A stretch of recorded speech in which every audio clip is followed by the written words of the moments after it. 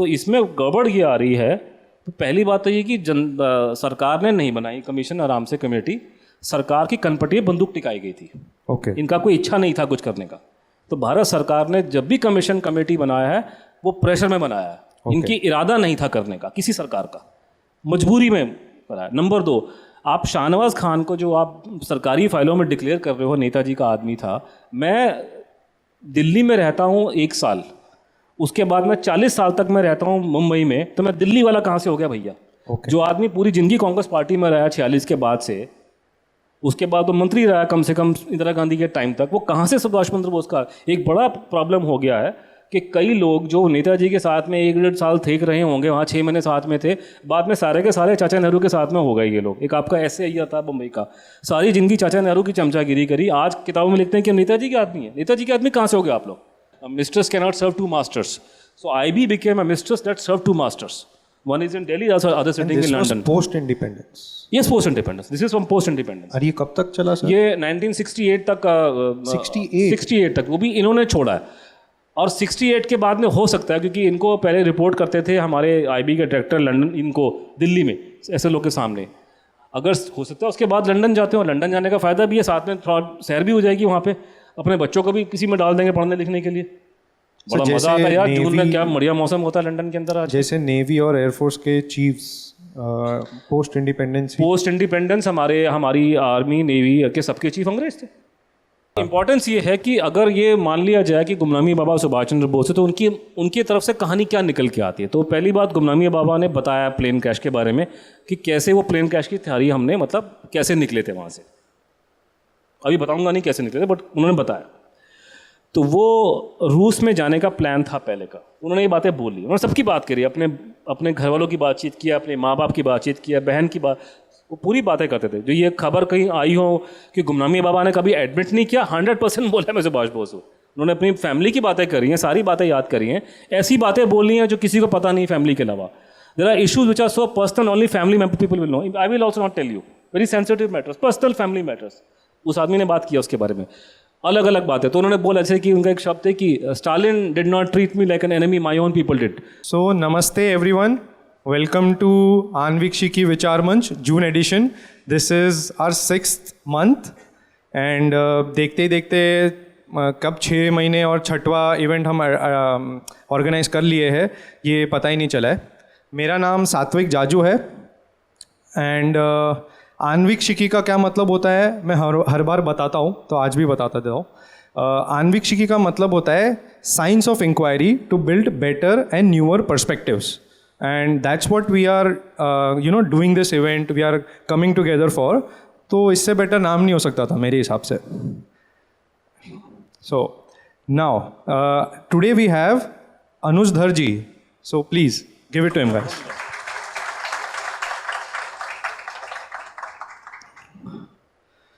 Anuj ji has spent 2 decades behind the mystery surrounding Netaji Bose and former PM Lal Bahadur Shastri ji.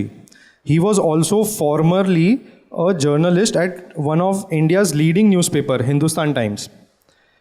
He first released his book in 2012, India's Biggest Cover-Up, which is here, if you can see.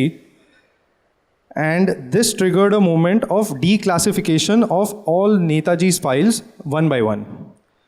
The series on Old Balaji, Bose, Dead or Alive, I think it Rajkumar was starring in it. So हम लोग को बहुत बार नेहरू जी और बोस का एक उसमें दिखता है रील इंस्टाग्राम पे, आई don't no anyone has seen it, वो वही सीरीज़ का है। In 2018 he released his second book on Lal Bahadur Shastri, your prime minister is dead. Tashkent files हमने सबने देखी होगी, विवेक अग्निहोत्री जी की जो ट्रायलॉजी की फर्स्ट मूवी है, उसमें अनुज जी भी स्टार किए थे, if you have seen it थोड़ा ध्यान से। और उनके पूरे ये मेकिंग में इनकी बहुत ज़्यादा इनपुट्स लिए गए थे। And the third book which is here again, conundrum, Subhash Bose's life after death, which sound so antitheses like. So वो बुक भी, उसके ऊपर भी एक मूवी बनी है बांग्ला में, उसका नाम है Gumnami, and it has won a national award. So that's what Anuj ji is. Sir, yes.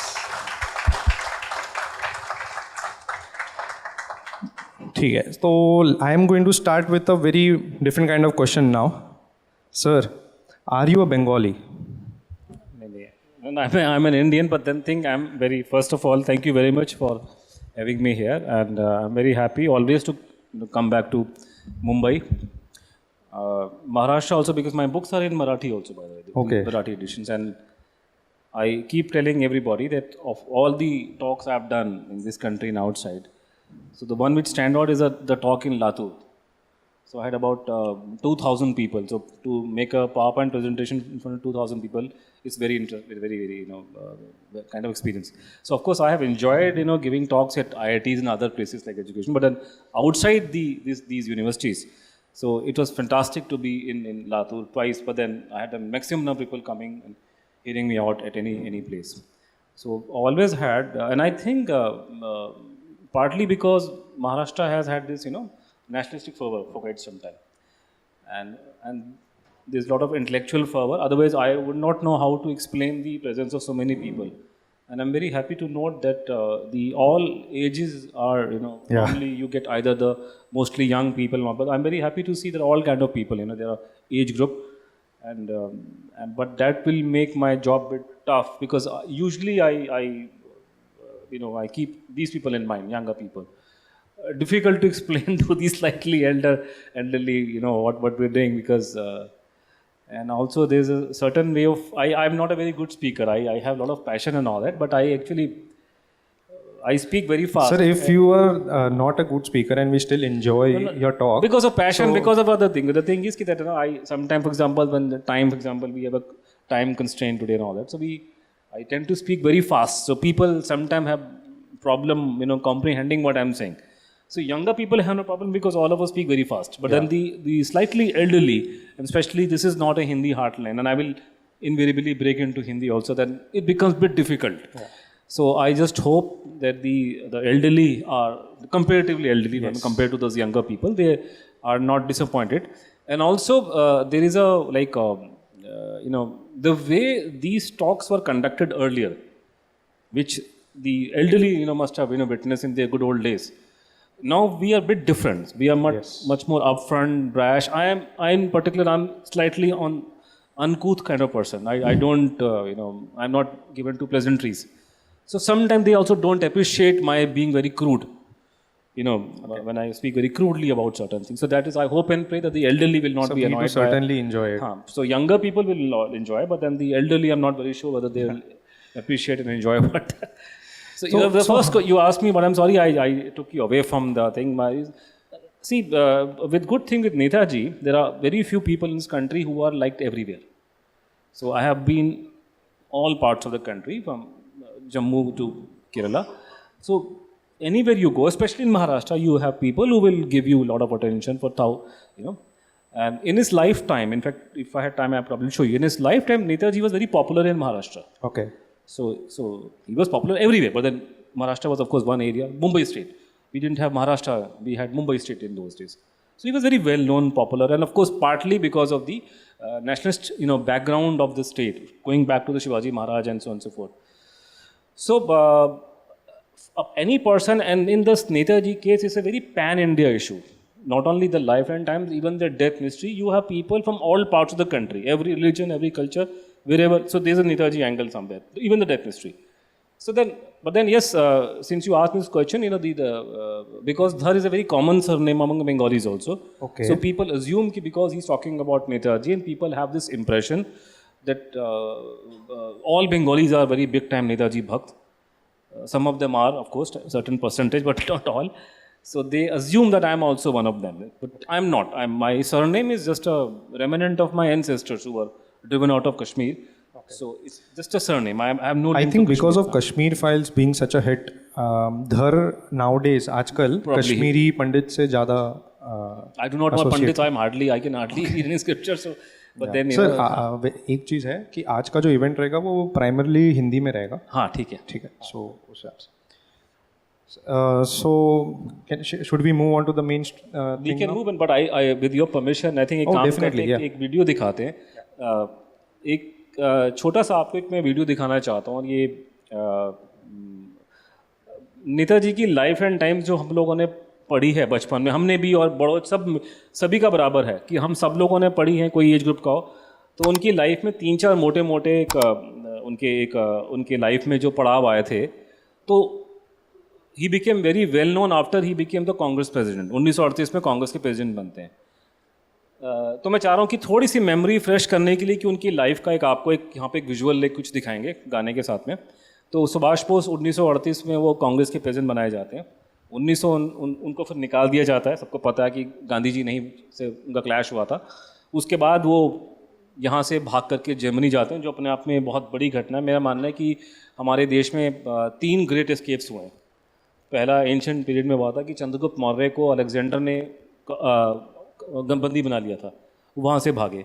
Second Shivaji Maharaj का जो वहाँ से आगरा किले से भागे थे, वो ज़बरदस्त ग्रेट एस्केप था।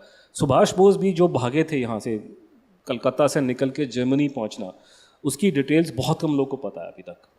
मतलब हमें भी नहीं पता, बिकॉज सब लोगों ने अपना मुंह नहीं खोला।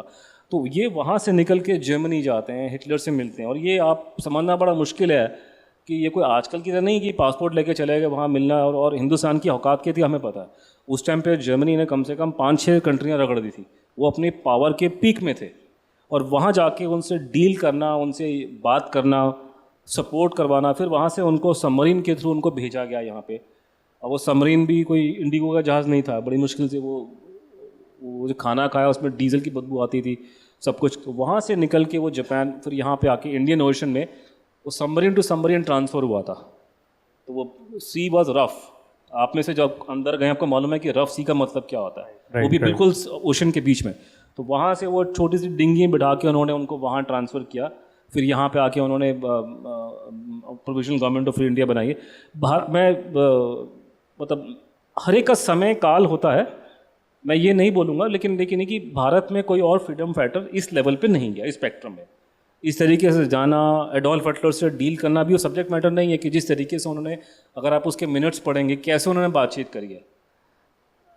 भारत के बहुत से लोगों की किसी जर्मन गार्ड से बात करने की उनको मेरे को लगता है क्षमता नहीं थी उस ज़माने में। और वो आदमी वहाँ से जाके उनसे डील कर रहा है, उसके पास में एक पैसा नहीं है, लेकिन उसको टॉप ब्रास उसको मिल रही है वहाँ पे जर्मनी में। और उनके और ये ऐसे ऐसे लोग थे खतरनाक, हेनरिक हिमलर और गेस्टापो के चीफ। फोटोग्राफ से कि हिमलर उनको गाड़ी में घुमा रहा है, जिस आदमी ने लाखों लोग मार दिए, उसके लिए इस आदमी की क्या उसकी औकात है क्या। लेकिन उनमें कुछ ऐसा करिश्मा था कि उन्होंने ये सब किया। तो उसके बाद वो यहाँ थे। फिर INA मतलब जो उनकी जो फौज थी प्रोविजनल गवर्नमेंट ऑफ इंडिया की, वो लड़ाई के लिए जाती है। और उसमें फिर वो बाद में लड़ाई के होते होते फिर वो प्लेन क्रैश में उनकी डेथ हो जाती है। और उनकी डेथ को लेके कंट्रोवर्सी है। तो ये सारा पैकेज मैं आपको एक विजुअल दिखाता हूँ। इसमें एक गाना है, ये फिल्म गुमनामी जिसका आपने जिक्र किया, उसमें सोनू निगम ने गाना गाया ये उसका। तो गाना ओरिजिनल 1943 में लिखा गया था, सुभाष जी सुभाष जी। तो थोड़ा उर्दू टाइप गाना है, लेकिन 1943 का गाना है। उस गाने को उन्होंने फिर से नया गाया है। तो ये गाना थोड़ा सा सैडनेस है, क्योंकि ये फिल्म नेताजी की मौत के बारे में थी। तो ये गाना सोनू निगम का चलेगा फिल्म का।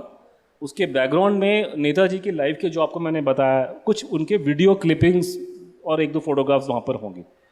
तो ये आप देखिए थोड़ा सा, आपका इसमें आपको हल्की सी मेमोरी फ्रेश जो आप लोगों ने स्कूल में या अदरवाइज उनके बारे में पढ़ा, आपको मालूम चलेगा। सो वन डिस्क्लोजर इज़, ये हम लोग YouTube पे नहीं देख पाएंगे क्योंकि ये कॉपीराइटेड है and the copywriter does not allow the owner of the copyrights. So whoever is in the presence today, they are very lucky, क्योंकि ऑथेंटिक वीडियोस देखे आपने। तो आपको समझ में आ रहा होगा वो पूरा जर्नी, जब वो जर्मनी गए, फिर वो सबमरीन में जो वो रफ सीज में एक्सचेंज हुआ, and then he went to Singapore and the army, और फिर उसके बाद में जो प्लेन क्रैश बताई जाती है, तो उस हिसाब से। तो now because today will be a more semi podcast types, so whenever he thinks कि उनको फोटोज़ या वीडियोज़ दिखाने हैं अपने क्लेम को सपोर्ट करने के लिए, he will do that। तो सर, ये जो 3 थियरीज़ है जो आप बहुत पॉपुलरली, और एक्चुअली पॉपुलर भी आपकी वजह से ही हुई है, तो ये 3 थियरीज़ है क्या उनके डेथ के सराउंडिंग? ये तीनों, जब मेरे एक्टिव होने से पहले, मेरी पहली किताब 2005 में आई थी, तो मेरे एक्टिव होने से पहले ऑर्गेनाइज नहीं था सब कुछ, अलग अलग मतलब अलग अलग बातें, अलग अलग थ्योरियाँ थी, लोग देते थे। तो मैंने सिंप्लीफाई करके इसको मैं लेकर आया और मैंने कहा ये आपके पास में 3 थ्योरियाँ हैं। इसके अलावा बाकी थ्योरियों में कोई एविडेंस वगैरह नहीं है, बिकॉज जो भी चीज़ हम बोल रहे हैं, कोई भी बात बोली जाए, उसके पीछे लॉजिक और एविडेंस होना चाहिए कि ये और ये सब चीज़ में चलता है। ये सब सुभाष बोस की डेथ मिस्ट्री की बात नहीं, कोई भी टॉपिक को कोई भी दावा करे, कोई भी बोले कि ऐसा बात है, तो उसके पीछे कुछ ना कुछ लॉजिक, रीज़न या कोई क्रेडिबल एविडेंस टाइप होना चाहिए। तो ये जो कुछ क्रेडिबल एविडेंस मतलब कैटेगरी में आता है, तो 3 थ्योरियाँ निकल के आती हैं कि पहली थ्योरी कि साहब वो प्लेन क्रैश में जिंदा जल के मर गए ताइपई में 18 अगस्त 1945 को, और 15 अगस्त 1945 को जापान जिसके सपोर्ट से वो लड़ रहे थे सेकेंड वर्ल्ड वॉर में, he was on the axis side, और वहाँ पे वो उन्होंने डिक्लेयर करा कि हम लोग सरेंडर कर देंगे अलाइड फोर्सेस को। 7 तारीख और 9 तारीख को जापान पे एटम बम गिरता है। अगर एटम बम नहीं गिरता तो लड़ाई लंबी खिंचती, और एटम बम गिरने से जापान को सरेंडर करना एकदम से करना पड़ा। और तो 15 अगस्त को उन्होंने अनाउंस किया कि हम सरेंडर करेंगे। 18 अगस्त को उनका प्लेन क्रैश में एक्सीडेंट हो जाता है, उसमें इनकी डेथ हो जाती है। और वहाँ पे 1-2 विटनेसेस, एक इंडियन विटनेस था हबीबुर रहमान जो डिप्टी चीफ ऑफ स्टाफ था INA का। Chief of staff general JK Bhosle थे जो यहाँ के थे, शिवाजी महाराज के डिसेंडेंट थे। तो ये मतलब ये 3 ऑर्डर हैं, मतलब JK भोसले, हबीबुर रहमान और PN ओक। PN ओक जो तेजो मोल वाली किताब लिखा था, वो भी नाम काफ़ी सुना हुआ। और वो सपोर्ट करते थे इसको हबीब के बहुत अच्छे मित्र थे वो, क्योंकि उसके नीचे उन्होंने काम किया। तो ये प्लेन क्रैश का थ्योरी था करके। उसके बाद में कम से कम, मैं तो दिल्ली में पैदा हुआ बाबू कॉलोनी में, और हम लोग को दिल्ली में सुनते आ रहे बचपन से कि ये प्लेन क्रैश की थ्योरी गलत है, और यहाँ तो इनको तो रूस में ले जाया गया सुभाष बोस को, वहाँ इनको मरवा दिया स्टालिन ने, और पंडित जी के कहने से मरवाया गया। तो पंडित जी का नाम और राधा कृष्ण का नाम और महात्मा गांधी का नाम इसमें लोग लपेटे में लेते थे कि या इन्होंने मरवाया चक्कर में इसके। तो बड़ी अजीबो गरीब, मतलब भगवान ना करे सच्चो। और ये वहाँ पे दिल्ली में जहाँ मैं पैदा हुआ था, दिल्ली में कम से कम हर किस्म का आदमी, मतलब पत्रकार क्या, इंटेलिजेंस के लोग क्या, सब डिस्कशन में बैठ के इसको बातों किया करते थे, क्योंकि ये बहुत बड़ी भारत की कंस्पिरेसी थ्योरी मतलब मानी जाती थी।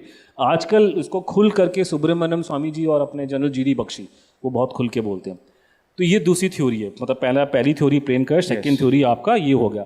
तीसरा थ्योरी आ गया कि साहब को गुमनामी बाबा सुभाष चंद्र बोस से करके जो लाने का, मेरे सिर पे फोड़ सकते हैं आप कि मैंने वो थ्योरी को पॉपुलर मैंने स्टोरी ब्रेक नहीं की थी, ब्रेक पहले हो चुकी थी यूपी में, फैज़ाबाद में, अयोध्या में। अशोक टंडन जी पत्रकार थे उस ज़माने में, अभी हैं वो, पर टंडन जी ने वो स्टोरी ब्रेक की थी।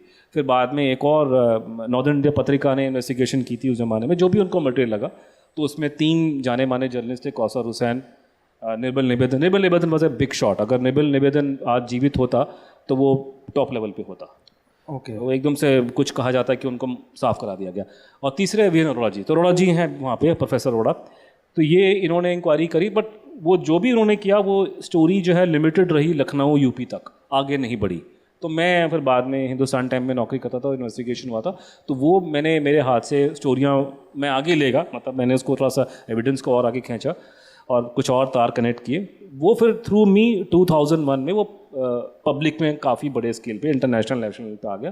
तो ये 3 थ्योरियाँ आपके सामने हैं कि ये है। और आपसे मैं वही रिक्वेस्ट करूँगा कि जो मैंने डिडक्शन निकाला है या जो भी आप निकालना चाहते हैं, just keep in mind the evidence part. बहुत से लोगों को ये इशू होता है कि बताते हैं लोग कि भी मेरे ताऊ जी INA में थे, मेरे ताऊ जी ने कहा कि नेताजी नहीं मरे।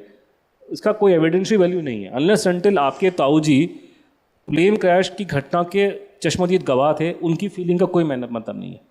तो ये कोई भी बोले कि मैं उसके परिवार का हूँ या हूँ, इसका कोई मतलब नहीं है। सिर्फ मैटर करेगा कि क्या आपको उस घटना की डायरेक्ट नॉलेज है कि नहीं है। और अगर नॉलेज है तो अब उसको हम ठोक बजा करके, जैसे फॉर एग्जांपल रशिया में उनके बारे में कई बातें बोली जाती हैं, ठीक है, कि रशिया में थे, ये थे करके। सुब्रमण्यम स्वामी बहुत जगह मिसइंटरप्रेट करते हैं, डाटा कुछ है, दिखाते कुछ है, वो फाइल में कुछ लिखा, ये कुछ और बोल देते हैं। तो लोग अपना दिमाग बीच में डालते। तो एक काम करना है कि जब भी इतिहास को आप स्टडी करेंगे, किसी पास्ट को, पहले आप कंटेम्प्रेरी सोर्सेज पे जाइए।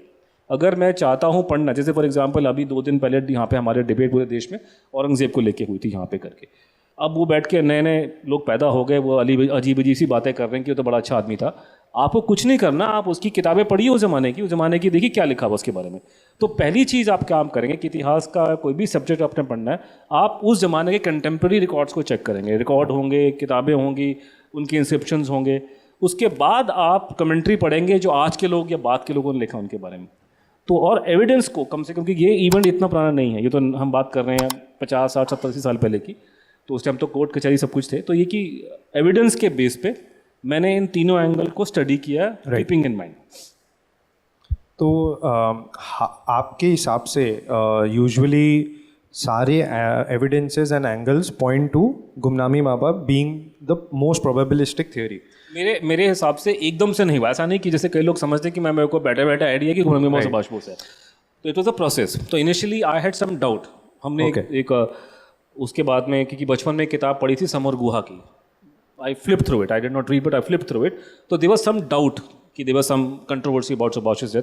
फिर ऑलरेडी 2000 में मुखर्जी कमीशन बन रहा था, तो जस्टिस मनोज मुखर्जी यहाँ पहले मुंबई के हाई कोर्ट के चीफ जस्टिस थे वो, तो ऑलरेडी अगर कमीशन काम कर रहा है तो कुछ ना कुछ गड़बड़ है, तभी तो कमीशन काम कर रहा है।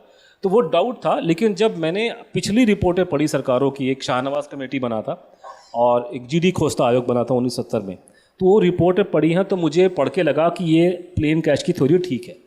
तो मैं वो स्टेज पे था कि मैं प्लेन कैश को मान रहा था। वो तो अब उस टाइम मुझे कहानी नहीं मालूम थी ना। अब होता क्या है कि इतनी चालाकी से ये लोग क्या काम करते हैं कि पूरी बात नहीं बताते, नैरेटिव कैसे बिल्डअप होता है। आप कोई भी क्लासीफाइड फाइल उठा लीजिए, डिक्लासीफाइड, जो गवर्नमेंट ने पब्लिक करी है हमारे मतलब डंडे मारने के बाद, अगर आप उसमें बहुत सारे नोट फॉर द कैबिनेट हैं, वाजपेयी जी के टाइम के, पीछे के टाइम के फाइलें, 1950 से लेके मनमोहन सिंह तक के टाइम की फाइलें हैं जो डिक्लासीफाई की मोदी गवर्नमेंट ने। तो कैबिनेट के नोट्स, जो उस ज़माने में होम सेक्रेटरी भारत का सबसे बड़ा ब्यूरोक्रेट माना जाता है। कहने को कैबिनेट सेक्रेटरी ऊपर होता है, लेकिन होम सेक्रेटरी के पास में इंटेलिजेंस ब्यूरो वगैरह सब उसी के अंडर में आती है। तो और ये मुद्दा होम मिनिस्ट्री के पास में है सुभाष बोस की डेथ का। तो होम सेक्रेटरी के नोट आपको मल्टीपल दिखा दूंगा, स्टार्टिंग से लेके वाजपेयी तक के टाइम के, या तो वो इसमें लिखते हैं वो लोग कि गवर्नमेंट ने, जनता की डिमांड थी तो गवर्नमेंट ने शाहनवाज कमेटी बना दी, जो शाहनवाज खान जो नेताजी के साथ में थे। तो इसमें गड़बड़ ये आ रही है। तो पहली बात तो ये कि सरकार ने नहीं बनाई कमीशन, आराम से कमेटी, सरकार की कनपटी बंदूक टिकाई गई थी। इनका कोई इच्छा नहीं था कुछ करने का। तो भारत सरकार ने जब भी कमीशन कमेटी बनाया है वो प्रेशर में बनाया है। इनकी इरादा नहीं था करने का, किसी सरकार का, मजबूरी में बनाया। नंबर 2, आप शाहनवाज खान को जो आप सरकारी फाइलों में डिक्लेयर कर रहे हो नेताजी का आदमी था, मैं दिल्ली में रहता हूँ 1 साल, उसके बाद मैं 40 साल तक मैं रहता हूँ मुंबई में, तो मैं दिल्ली वाला कहाँ से हो गया भैया? जो आदमी पूरी जिंदगी कांग्रेस पार्टी में रहा 46 के बाद से, उसके बाद वो मंत्री रहा कम से कम इंदिरा गांधी के टाइम तक, वो कहाँ से सुभाष चंद्र बोस का? एक बड़ा प्रॉब्लम हो गया है कि कई लोग जो नेताजी के साथ में 1-1.5 साल थे रहे होंगे, वहाँ 6 महीने साथ में थे, बाद में सारे के सारे चाचा नेहरू के साथ में हो गए ये लोग। एक आपका ऐसे ही था मुंबई का, सारी जिंदगी चाचा नेहरू की चमचागिरी करी, आज किताबों में लिखते हैं कि नेताजी के आदमी है। नेताजी के आदमी कहाँ से हो गए आप लोग? पूरे जीवन आप लोगों ने गांधी फैमिली को सर्व किया, 1 साल आपने वहाँ 6 महीने बिता दिए, और पूरी ज़िंदगी बताने के लिए आपके पास में कुछ नहीं है कि 40 साल तक हम चाचा नेहरू के ख़ानदान की हम लोग सर्विस कर रहे थे यहाँ पे। तो ये प्रॉब्लम आ रहा। तो ये इस तरह से इतना नैरेटिव इन्होंने चेंज किया, मेरे को देख के शर्म आती है कि होम सेक्रेटरी इतना घटिया नोट लिख रहे हैं बैठ करके, उनको ABCD नहीं पता केस की। हम तो IAS में फेल हो गए थे, हमको तो पास ही नहीं हुआ। ये IAS पास करके कैसे बैठ गए सिस्टम के अंदर कि उनको ABCD नहीं पता केस की? वो GD खोस्ता के बारे में लिख रहे हैं कि वो बड़ा मशहूर जज था। अरे यार, पूरा दिल्ली का बच्चा बच्चा जानता है कांग्रेस पार्टी का चमचा था वो। तो ये तो लिखो कि चमचा आदमी है। जग जाहिर चीजें हैं कि चमचे थे, चमचों को आप बैठ के आप लोगों ने कमेटी बनाया, आप उसको डिक्लेयर कर रहे हैं कि एमिनेंट आदमी है। अंग्रेजी अच्छी बोलेगा तो एमिनेंट हो गया सर। तब तो वही स्टैंडर्ड्स थे। अभी भी हम तो ये तो इतना ज़्यादा डिस्टॉर्ट इन्होंने किया है गवर्नमेंट के रिकॉर्ड्स में। इतना गुस्सा आता है पढ़ के कि आप हिस्ट्री को डिस्टॉर्ट कर रहे हैं। राइट सर, तो वही जानना था कि आप ये पहले 2 थियोरी को रिफ्यूट कैसे करके फिर, क्योंकि 2 थियोरी एक साथ तो राइट नहीं हो सकती, कोई एक ही थियोरी तीनों में से राइट हो सकती है। तो पहले तो मैंने कहा ना कि प्रोग्रेशन हुआ था। ऐसा था कि मैं कोई पैदा होकर मैंने कहा कि मैं गुमनामी बाबा की थ्योरी करूंगा। मेरे को तो पता नहीं फैजाबाद की चिड़िया का नाम है। इनफैक्ट आई कैन नॉट से दिस थिंग, क्योंकि मुझे याद है कि हम हिंदुस्तान टाइम्स में बैठे हुए थे, काम कर रहे थे इस चीज़ को लेकर। तो लोगों को बोला कि आप हमें खबर दो, हमसे बात। तो हमें काफ़ी लोगों ने हमको रिस्पॉन्ड किया, नेताजी की फैमिली के लोगों ने और लोगों ने, जनता के, INA के लोगों ने बात की। INA के लोगों ने, कईयों ने मेरे सामने गाली गलौच दिया है कि हमें कुत्तों की तरह लोगों ने बिहेव किया। इंडिपेंडेंस लिटरली ये बोला, कुत्तों की तरह कहते हमसे, इन्होंने स्ट्रे डॉग्स की तरह हमसे बिहेवियर किया हम लोग के साथ में। तो लोग उसी में जब हम लोग, मुझे याद है कि हम लोग बैठे हुए थे, जब पहली बार मेरे को गुमनामी बाबा का मालूम चला था, तो मैं बैठा हुआ था, मेरे कुलीग वगैरह थे, तो मुझे सीनियर कुलीग थे, उन्होंने मुझे, मैंने बोला कि ये कुछ मतलब UP टाइप के लोग आके बैठे हुए थे वहाँ पर। तो मैंने कहा ये कौन है, कौन आके बैठे हैं, कौन गाँव से कौन लोग आ गए?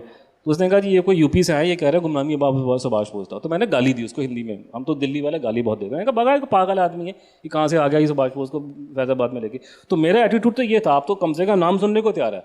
मैं तो नाम सुन के भड़क गया था, मैंने कहा पागल हो गए, सुभाष बोस कहाँ से पैदा हो जाएगा फैजाबाद में। तो मैंने गाली दे के उसको भगाया। उस आदमी को बड़ा शर्म आती है कि मैं अब ये काम कर रहा हूँ, लेकिन उसको बेचारे को मैंने गाली दे के भगा दिया। गाली दिया, अच्छा नहीं, गलत काम है, ऐसे गाली किसी को देना नहीं चाहिए। तो इनिशियली मेरे को डाउट लगा कि ये रिपोर्टें, अगर आप खासकर जीडी खोस्टा कमीशन की रिपोर्ट पढ़ेंगे, वो बड़ा ज़बरदस्त राइटर था वो, आपको विश्वास होगा हाँ यार तो बिल्कुल सच कह रहा है, ये तो बड़ी सी खबर है। लेकिन बाद में धीरे धीरे हमको और शक और डाउट होने शुरू हो गए। और उसके बाद में मैं अकेला नहीं था उसमें, 5-7 लोग थे। सितांशु दास थे, वो हमारे हेड थे उस इंक्वायरी के। सितांशु दास जो थे वो अच्छी फैमिली के थे, बड़े पहले बीबीसी में काम कर चुके थे और अच्छी फैमिली के बैकग्राउंड थे, बंगाली थे। और नेताजी को भी देखा था उन्होंने जन्म बचपन में, और वो थे और लोग थे। तो उन्होंने फिर हमने कॉमन डिसीजन लिया। मैंने इंक्वायरी ज़्यादा की थी कि ये प्लेन कैश की थ्योरी ठीक नहीं है, इसमें बहुत से प्रॉब्लम कंट्राडिक्शंस वगैरह इसमें आ रहे हैं। तो जब ये हुआ तो फिर हमें मुखर्जी कमीशन ने हमको गवाही के लिए बुलाया। अब थिंक अबाउट मी, मैं मिडिल क्लास का आदमी हूँ, हमने एक इतना बड़ा नेताजी को लेके वो इन्वेस्टिगेशन चल रही है, उसके अंदर हमें काम करने का मौका लग रहा है। फिर मुखर्जी कमीशन ने हमको गवाही के लिए सम्मन दे के बुलाया को कमीशन के सामने। तो वहाँ जाके देखा तो प्रणब मुखर्जी सामने खड़े हुए हमारे। तो गवाह जो थे, मेरा गवाह नंबर 50, उसका गवाह नंबर 48 था प्रणब बाबू का। अच्छा। 51 नंबर हम नटवर सिंह का। और मैंने अपनी आंखों के सामने प्रणब मुखर्जी की हवा खिसकते देखा है। मैं यहाँ बैठा था, प्रणब मुखर्जी यहाँ खड़े थे और उनकी शक्ल लाल हो गई थी करके, घबराहट में। देखिए कोई मीडिया नहीं। रीजन क्या था जो इतने डर रहे थे? That means he was concealing something. You can make out from the body language. Concealing something. He was flushed red. Fingers were twitching. And it was nobody cared. कोई मीडिया किसी को सुभाष बोस में कोई इंटरेस्ट 2001 में नहीं था। खाली विज्ञान भवन में प्रोग्राम चल रहा है। एंड वो दे दिया मैंने वो लेकिन बड़ा अच्छा लगा। इतनी बड़ी, हम बचपन में पढ़ते थे कि गांधी जी पे इंक्वायरी हुई थी, सुभाष बोस पे कमीशन बना, तो आज एक कमीशन बन रहा है और हमारी गवाही उसमें हो रही है, चाहे जो भी उसकी वैल्यू हो। तो आई थॉट कि हमारा ये फुटनोट हिस्ट्री में मेरा भी चला जाएगा। उसके जाने के बाद में मेरे को ये this began to sink in, कि मेरे को फिर लगने लगा कि हाँ यार अगर प्लेन क्रैश में नहीं मरे और यही हमारा कंक्लूजन है और मेरे सीनियर्स ने वही निकाला पढ़ के रिपोर्टों के साथ में जो मैंने कलेक्ट करी हैं वटेवर, तो फिर बड़ा बुरा लगा यार। इतना बड़ा फ्रीडम फाइटर है, इतना उसने देश के लिए इतना काम किया है, उसकी इतनी, क्योंकि रशिया के अलावा कोई और बात दिल्ली में नहीं करता था। गुमनामी बाबा की आपको मैंने एग्जांपल दिया कि मैंने गाली दे के भगा दिया था आदमी को। तो सिर्फ एक ही एंगल टेबल पे था कि रशिया वाली थ्योरी सुनने में कानों को बड़ी क्रेडिबल लगती है, स्टालिन ने ये करवा दिया, स्टालिन वैसे ही बड़ा क्रूर किस्म का आदमी था। तो तब मैं काफ़ी, मेरे को लगा यार इतनी गंदी मौत उनकी हो किसी जाके स्टालिन के वहाँ पे गुलाग में जा करके, तो मुझे पता लगाना चाहिए।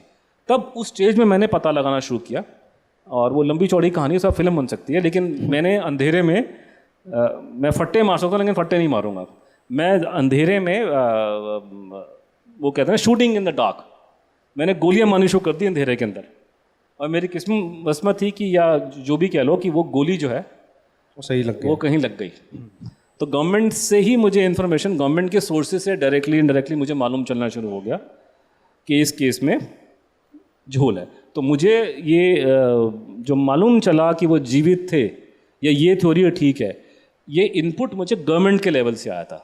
I have absolute. उसके बाद मैं गया हूँ वहाँ पे फैज़ाबाद में, अयोध्या में, जो आजकल बन गया। उसके बाद से आज इस बात को 22-23 साल ज़्यादा ही हो गए, और उसके बाद में उसको मैंने 1000 बार उस चीज़ को मैंने उसको फिर से देखा है। जो लोग उनके कांटेक्ट में थे उनको मैं 8-10 साल, 20-25 साल से जानता हूँ। मैं आपको आधे घंटे बैठ के यहाँ झूठ बोल सकता हूँ, ठीक है, लेकिन आप मुझे लगातार, अगर मुझे 10 साल तक मुझे बात करोगे, आपको मालूम चल जाएगा कि मैं झूठा हूँ कि सच्चा हूँ। तो ऊपर से फिर मेरे साथ मेरे दोस्त चंद्रचूड़ घोष, शायंतन और ये सब जुड़ गए। ये मेरे बचपन के दोस्त नहीं है, इस केस में हम लोग इकट्ठे थे। इन लोगों ने अपने आप उनसे बातचीत करी, इंडिपेंडेंटली वेरीफाई किया। तो वो हम सब लोगों ने ठोक बजा करके सारी चीज़ देख ली। तो उसके बाद से मेरे को कोई डाउट नहीं है मल्टीपल सोर्सेस से। और ये एक बात याद रखिए कि अगर ये 850 पन्ने की किताब लिखी है इतनी मोटी, आपको पता है कि बहुत सी इसकी एक समरी बुक बनानी पड़ी है, एक है, वो भी किताब है समरी की। लोगों को आधे को पल्ले नहीं पड़ेगी लिखा क्या इसमें। लेकिन ये है कि अगर 850 पन्ने की किताब लिखी है तो ऑब्वियसली मेरे पास में ऐसा भी बहुत डेटा होगा जो मैं यहाँ लिखने को तैयार नहीं हूँ। प्रॉब्लम ये होती है कि मान लीजिए कि आपका कोई किसी फॉर्मर डायरेक्टर IB से बात हो गई आपकी, मान लीजिए, अब उसने कुछ आपको बता दिया तो वो तो मैं किताब में लिखूंगा नहीं भैया। तो ऐसी बहुत सी बातें हैं जो हम लोग लिख नहीं सकते क्योंकि कोई साइटेशन देने के लायक नहीं है। तो मल्टीपल सोर्सेज से गवर्नमेंट के अंदर बाहर जो पता लगा है, और मैं खुल्लम खुल्ला चौड़ा होके बोल रहा हूँ कि ये थ्योरी जो है ये ओके ठीक सर। तो वो एविडेंसेस क्या थे जैसे कोर्ट के अंदर या कुछ कमीशंस के अंदर, जिससे आप शॉर्ट आपको था कि ये प्लेन क्रैश नहीं हुआ या ये प्लेन क्रैश का रशियन थ्योरी नहीं रॉन्ग है? प्लेन क्रैश का आपको बताता हूँ। प्लेन क्रैश में जो ये यहाँ ये प्लेन क्रैश में जैसे फॉर एग्जांपल डायरेक्ट एविडेंस कभी नहीं था। ये जैसे उनकी डेड बॉडी की फोटोग्राफ है, अब इससे क्या साबित होता है कि डेड बॉडी सुभाष बोस की है। फिर प्रॉब्लम आ रहा है कि अंग्रेज़ों को डाउट हो, उन्होंने इंक्वायरी करवाई। तो जो उस ज़माने में उन्होंने क्या नाम है, जैसे ये एक टीम बनी थी वहाँ पे कंबाइंड सेक्शन, और उस टीम का हेड डब्ल्यू मैकराइट आईबी का नंबर 2 था। उसके नीचे बहुत सारे अफसर, ये फिलिप फिनी, बद्रीनाथ बख्शी बद्रीनाथ जी, ये सब लोग जाने माने उस ज़माने के इंटेलिजेंस के ऑफिसर थे जिनको इंटेरोगेशन करना, इन्वेस्टिगेशन करने का मालूम था। तो इनकी रिपोर्टें अवेलेबल हो गई हैं और गवर्नमेंट ने छुपाई बहुत टाइम तक, जला भी दी बहुत सारी, लेकिन अवेलेबल हैं। तो जैसे फॉर एग्जांपल पहली इंक्वायरी जो सुभाष बोस की डेथ को लेकर हुई है वो अमेरिकन्स ने करवाई थी, क्योंकि ये प्लेन क्रैश ताइवान में हुआ था। तो अमेरिकन आर्मी ने स्टार्ट की इन्वेस्टिगेशन। तो ब्रिटिश इंटेलिजेंस ने 1946 में नेताजी के मरने के बहुत महीने के बाद इन्होंने यहीं बॉम्बे में, उस ज़माने बॉम्बे था तो बॉम्बे का ये अमेरिकन कॉन्सुलेट था, उसको उन्होंने बताया मिलिट्री इंटेलिजेंस ने कि हमें डाउट हो रहा है उस पर, लेकिन आप लोगों ने इंक्वायरी की तो आपका क्या मतलब निकलता है।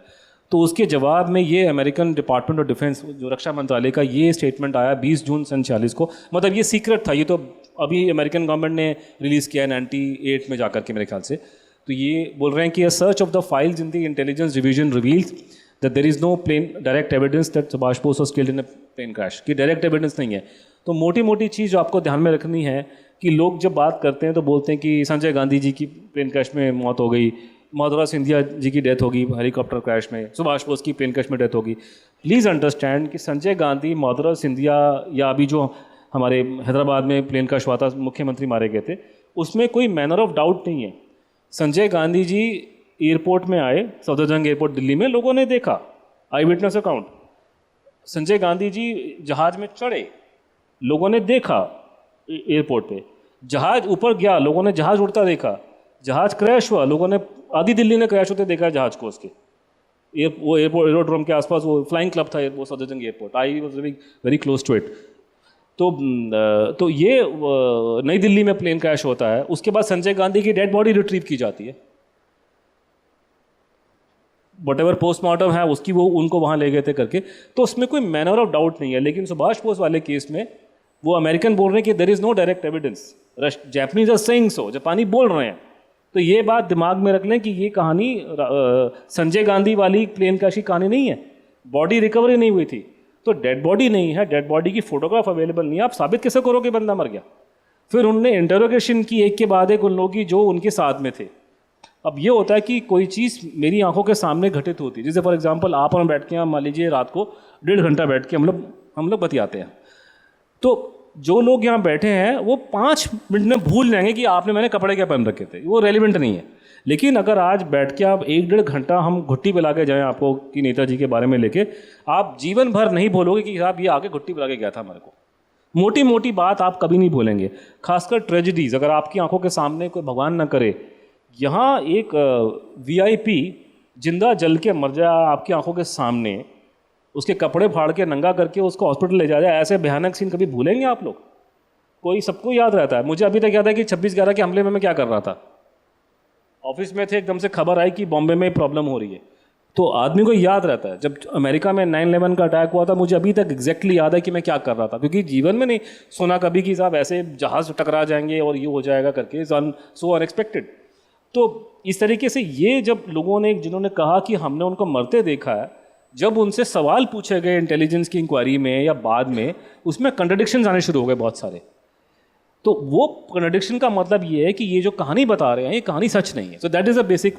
तो इसलिए प्लेन क्रैश की थ्योरी को उसके बेसिस पे, और बाद में बहुत लंबी कहानी है कि बाद में करते करते करते इसको लोगों ने मतलब, जैसे फॉर एग्जांपल बड़ी कमाल की बात है कि मुरारजी भाई देसाई जो थे वो आज़ादी से पहले गांधी जी के ग्रुप में थे सुभाष के खिलाफ में, लेकिन मुरारजी भाई के हाथ से बड़े अच्छे काम हुए जनता पार्टी गवर्नमेंट में। ओके। तो मुरारजी भाई ने ही कुछ अपना इस पर मुंह खोला एज प्रधानमंत्री, और मुरारजी भाई ने एक अच्छा काम कराया। अटल जी ने बहुत उनको पीछे पड़े थे उस ज़माने में, और समर गुहा मेन आदमी थे। जैसे इन्होंने नेताजी की पोर्ट्रेट उन्होंने लगवाया पार्लियामेंट हाउस में। तो 1946 में कैचवी कामत थे जिन्होंने ये लड़ाई शुरू करी है, जिस लड़ाई को हम लोग लड़ रहे हैं। तो उन्होंने कहा था कि सुभाष बोस की यह पोर्ट्रेट लगाया पार्लियामेंट हाउस में, तो ये गवर्नमेंट लगाने को राजी नहीं थी। तो आपको सुन के बड़ा झटका लगेगा कि 1978 तक ये लोग नेताजी का फ़ोटो लगाने को तैयार नहीं थे पार्लियामेंट हाउस में। तो वो बड़े जाके तब लगाया जब मुरारजी भाई प्रधानमंत्री बने सन 78 में। और मुरारजी भाई को उन्होंने डेथ को लेकर के बड़ी ज़बरदस्त पार्लियामेंट में डिबेट हुई, और उसमें चाचा नेहरू पर बड़े गंदे एलिगेशन लगाए गए ऑन रिकॉर्ड पे। उसके बाद मुरारजी भाई ने एक लंबा चौड़ा स्टेटमेंट दिया। आज तक किसी प्रधानमंत्री ने एक इतना लंबा सधा हुआ स्टेटमेंट सुभाष बोस की डेथ पे नहीं दिया है। और मुरारजी भाई अगर वो नहीं बोलते तो आप आज के दिन मैं और आप बात नहीं कर रहे होते। केस खत्म हो गया था। तो मुरारजी भाई ने इस केस को उस सेंस में इनडायरेक्टली उन्होंने इसको रिस्टोर करा कि ये प्रॉब्लम है पूरे केस में वटेवर। और तो ये करते करते करते प्लेन कैश की कहानी ऐसे उड़ी है, और सरकार को कोर्ट कचहरी में मानना पड़ा कि केस में प्रॉब्लम है, इसीलिए मुखर्जी कमीशन बना। कोर्ट के आदेश बना। एक लोगों के दिमाग में एक शगुफा है कि बीजेपी ने कमीशन बनाया। बीजेपी ने बनाया, इसमें कोई डाउट नहीं है, बट कोर्ट केस हुआ था, लोगों ने कोर्ट में केस किया और कोर्ट केस की वजह से कमीशन बना था। Okay. So and now how does the Russian theory get cancelled off? Russia में हो क्या रहा है कि there are multiple records available वहाँ पे, दुनिया जहान भर के आपको रिकॉर्ड दिखाई दे जाएंगे। तो जितने रिकॉर्ड मिल रहे हैं वो ये दिखा रहे हैं कि उनकी क्या नाम है, रशिया में सुभाष बोस थे, ही वॉज इन रशिया। जैसे फॉर एग्जांपल ये आपकी मैंने कहा ना आपको, जनरल भोंसले जो हमारे उनके सुभाष बोस के चीफ ऑफ स्टाफ थे, जो आईएनए का जो सबसे सीनियर मोस्ट ऑफिसर ये थे, जनरल जे के भोंसले। तो ये भोंसले की इंटरोगेशन रिपोर्ट है सन 46 की। और अब जैसे फॉर एग्जांपल जब वो प्लेन क्रैश का हादसा हुआ है तो जापानी ने बोला कि ये आदमी जब हमने सरेंडर के अनाउंसमेंट कर दिया तो ये टोक्यो आ रहे थे, और ये टोक्यो में ये डिस्कस करना चाहते थे कि हम लोग आईएनए का सरेंडर कहाँ कैसे करवाएं, आज़ाद हिंद सरकार का। तो इसके लिए इनका, लेकिन रास्ते में प्लेन क्रैश हो गया। लेकिन जब इनकी इंटरोगेशन रोकी हुई है तो ये मालूम चला कि वो जापान नहीं जा रहे थे, वो रशिया जा रहे थे। तो जैसे ये इसकी जनरल जे के भोसले का जो इंटरोगेशन हुआ था, इन्होंने रैंक दिया हुआ ब्रिटिश आर्मी का major, but he was according to the INA rank he was major general, he was a senior most officer there. तो ये मेंशन कर रहे हैं कि he also confirms it was Bose's intention to try find a way to Russia, कि वो Russia जाने की प्लानिंग कर रहे थे। तो ऐसे करते करते करते उसके बाद फिर क्या रहा है कि मल्टीपल अकाउंट्स की बहुत लंबी चौड़ी कहानी है, मल्टीपल अकाउंट्स उनकी डेथ के बारे में लोगों ने अलग अलग बोले हैं। जैसे एक आपको मैं ये एक सीक्वेंस दिखाऊंगा गुमनामी फिल्म का, ये पूरा रियलिटी बेस्ड है, और मेरा भी इसमें मेरे को भी नॉलेज है कि ये मुखर्जी कमीशन के सामने गवाह बन के आए थे। एक अर्धेंदु सरकार नाम के व्यक्ति थे, मैं उनसे मिला था बाद में। तो अर्धेंदु जी ने ये बोला सरकार ने, और ये एग्जैक्टली इस तरह की कहानी आपको हर जगह मिल रही है। तो ये बोलते हैं कि मैं 1962 में, ये इंजीनियर थे, ये इनकी नौकरी वोकरी रशिया में लगी 1962 में, BHEL में काम करते थे मेरे ख्याल से। तो जब वो वहाँ गए तो इनको कोई जर्मन जू इनका दोस्त बन गया, उनका बॉस था वहाँ पे। तो बात करते करते करते, और ये बात और लोगों के साथ भी घटी है, लेकिन ये क्योंकि बहुत प्रोमिनेंस है तो मैं आपको दिखा रहा हूँ वीडियो में, क्योंकि इसका वीडियो फिल्म का अवेलेबल है। तो उसमें उन्होंने बात करते करते उनके बॉस ने बोला कि मैं सुभाष बोस को, आप तो इंडिया से आए हो, बंगाल के हो, मैं तो उनको मिला था जर्मनी में 1941 में, उनको जर्मनी में मिला था वहाँ पे जब हिटलर का टाइम था। और फिर उसने बोला कि मैं उनको 1948 में उनको यहाँ साइबेरिया में किसी कैंप में उनको देखा था मैंने। तो फिर अर्धेंदु ने गलती करी सरकार ने कि ये चला गया भारत के एम्बेसी में जा कर के, और वहाँ जाके इसने बोला कि ये तो ऐसे ऐसे मुझे बता रहा है कि नेताजी रूस यहाँ पे थे। तो उसने बोला कि इन्होंने मुझे हड़काया बाद में एम्बेसी ने, कि तेरे को यहाँ पे रिसर्च करने के लिए आया कि तू नौकरी करने के लिए आया। फिर इसको उन्होंने भेज दिया वापस। वो बेचारा इतना घबरा गया, बड़े शरीफ आदमी थे, बड़े डिसेंट आदमी थे, मैं उनसे मिला था बुढ़ापे में उनसे। तो इतने घबरा गए कि उन्होंने कभी मुंह नहीं खोला। 2000 मुखर्जी कमीशन के सामने तब जाके जब उनके बच्चे बड़े हो गए, लड़का लड़की दोनों अमेरिका चले गए, तब उन्होंने डर के मारे बोल दिया कि मेरे को साथ ये घटना घटी थी। तो डर के मारे बेचारा आदमी मुझे मुंह नहीं खोला। तो ये एक इस तरह के रशिया में डोमिनेंटली ये एक नेगेटिव निकल के आ रहा है कि नेताजी रूस में थे और कुछ वहाँ गड़बड़ हुई और सरकार इसको छुपा रही है। तो एक हल्का सा वीडियो आप देखिए, आपको ये हल्का सा उसका आइडिया आएगा जरा। तो इस तरह के काफ़ी लोगों ने बातें बोली कि रूस में थे। तो एक निकल के आ रहा है जो कहानी कि there are credible, I would say to me as a former journalist, credible evidence कि he was in Russia after 45। उसमें एक जुमला लोग पूछते हैं कि अगर एविडेंस क्रेडिबल एविडेंस है तो कोर्ट में क्यों नहीं जाता। तो उसमें अलग अलग चीज़ें आती हैं, लेकिन उसमें एक मुद्दा ये होता है कि कोर्ट कचहरी में साबित करना बड़ा मुश्किल होता है। जैसे कि मैंने एग्जांपल देता रहता हूँ कि दाऊद इब्राहिम पाकिस्तान में है, उसका लीगली एडमिसिबल एविडेंस क्या है हमारे पास में। भारत सरकार डॉजिए बना के इंटेलिजेंस के पाकिस्तान को देती है। पाकिस्तान वाले बोलते हैं इसमें कोई एविडेंस नहीं है, वो भी ठीक है क्योंकि पाकिस्तान का कोर्ट भी फंक्शन करता है हमारे कोर्ट की तरह। हम दोनों ने अंग्रेजों से सीखा कि वकील कैसे कोर्ट कचहरी चलती है। तो पॉइंट ये है कि भैया, तो what would be the legally admissible evidence कि दाऊद इब्राहिम इज़ इन कराची।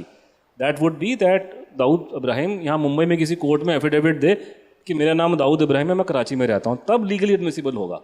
तो बड़ा प्रॉब्लम हो जाता है कि लीगली एडमिसिबल चीज़ों करवाने के लिए आपको डायरेक्ट एविडेंस चाहिए, वो मिलता नहीं है। तो कॉमन सेंस में आपको पता है, मुझे पता है कि कराची में बैठे हुए दाऊद इब्राहिम, लेकिन आप लीगली प्रूव नहीं कर सकते। अब सवाल ये पैदा होता है कि जब अमेरिकन अबाटाबाद में गए थे बिन लादेन के पीछे, उनके पास में कौन सा क्रेडिबल एविडेंस था, कौन सा लीगल एडमिशन वो किसी कार्ड में लेकर आए थे। अगर वो हमारे यहाँ भारत में आके किसी कोर्ट में जाते हो, बोलते कि जी हमारे पास में रिपोर्ट्स हैं इंटेलिजेंस की रिपोर्ट, उनके पास फोटोग्राफ नहीं थी उस आदमी की।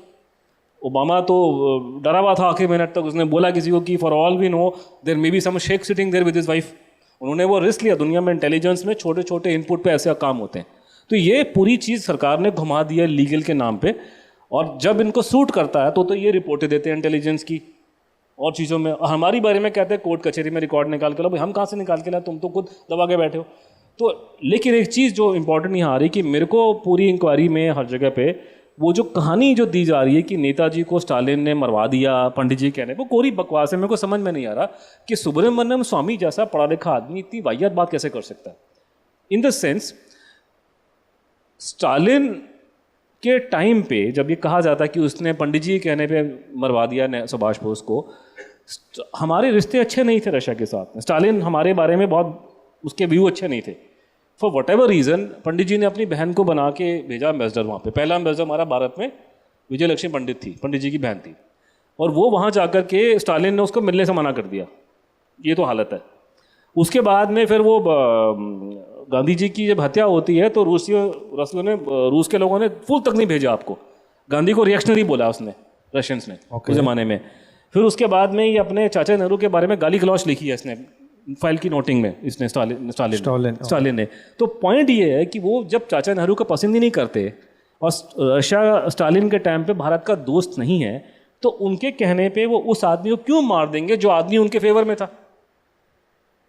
It makes no sense. तो all the evidence that is coming और इंडिकेशन जो आ रहे हैं कि आदमी रूस में था। मेरी रक्षा मंत्री तक बात हो चुकी है पहले पिछले किसी से, तो मैं अभी 50 बातें मैंने कहा ना कि हर एक बात को कोट करने का सीन नहीं होता। रूस में थे, ये इंडिकेशन आपको, जैसे ये हिंदू सरकार की बात आ रही है, ऐसे मल्टीपल लोगों ने बताया कि हम रूस में थे, हमको वहाँ के लोगों ने बोला, हमको एक फॉर्मर केजीबी के बंदे ने ये बोला कि यहाँ पे थे, बट अपनी सरकार को बोलो कि हमसे टॉप लेवल पर बातचीत करे। तो ये नैरेटिव निकल के आ रहा है। तो ये इंडिकेशन के लिए आपको दिखाया वीडियो। तो जो भी इंडिकेशन आ रहा है कि वो रूस में थे, लेकिन मरने वरने का ये सीन कुछ नहीं है, कोई मारने वारने का प्रूफ कुछ भी नहीं है। ऑन दी अदर हैंड उनको they had everything to gain. जो मुर्गी सोने का अंडा देती है उसे कोई बेवकूफ़ नहीं मारता। उनको रशियंस को इस आदमी को जिंदा रखने का 100% फ़ायदा था। बार्गेनिंग का चिप मिल जाए, कुछ भी मिल जाए, कोई आदमी सोने की मुर्गी, जो मुर्गी सोने का अंडा देगी उसको नहीं मारेगा। So Russians had no reason to kill him, they would keep him alive. मैं ये मान सकता हूँ कि कल को कोई किसी को बेवकूफ़ बनाने के लिए कोई एक नैरेटिव फ्लोट कर सकते हैं कि हमने मार दिया, लेकिन इट मेक्स नो सेंस। तो रशिया में मरने की कहानी जो है वो नहीं है। हाँ, वो थे वहाँ पे, लेकिन होता क्या कि सुब्रमण्यम स्वामी कोर्ट करेंगे पार्शली, और वो क्या करेंगे कि रशिया में नेताजी थे, इसी को मान लेंगे कि मार दिया गया होगा।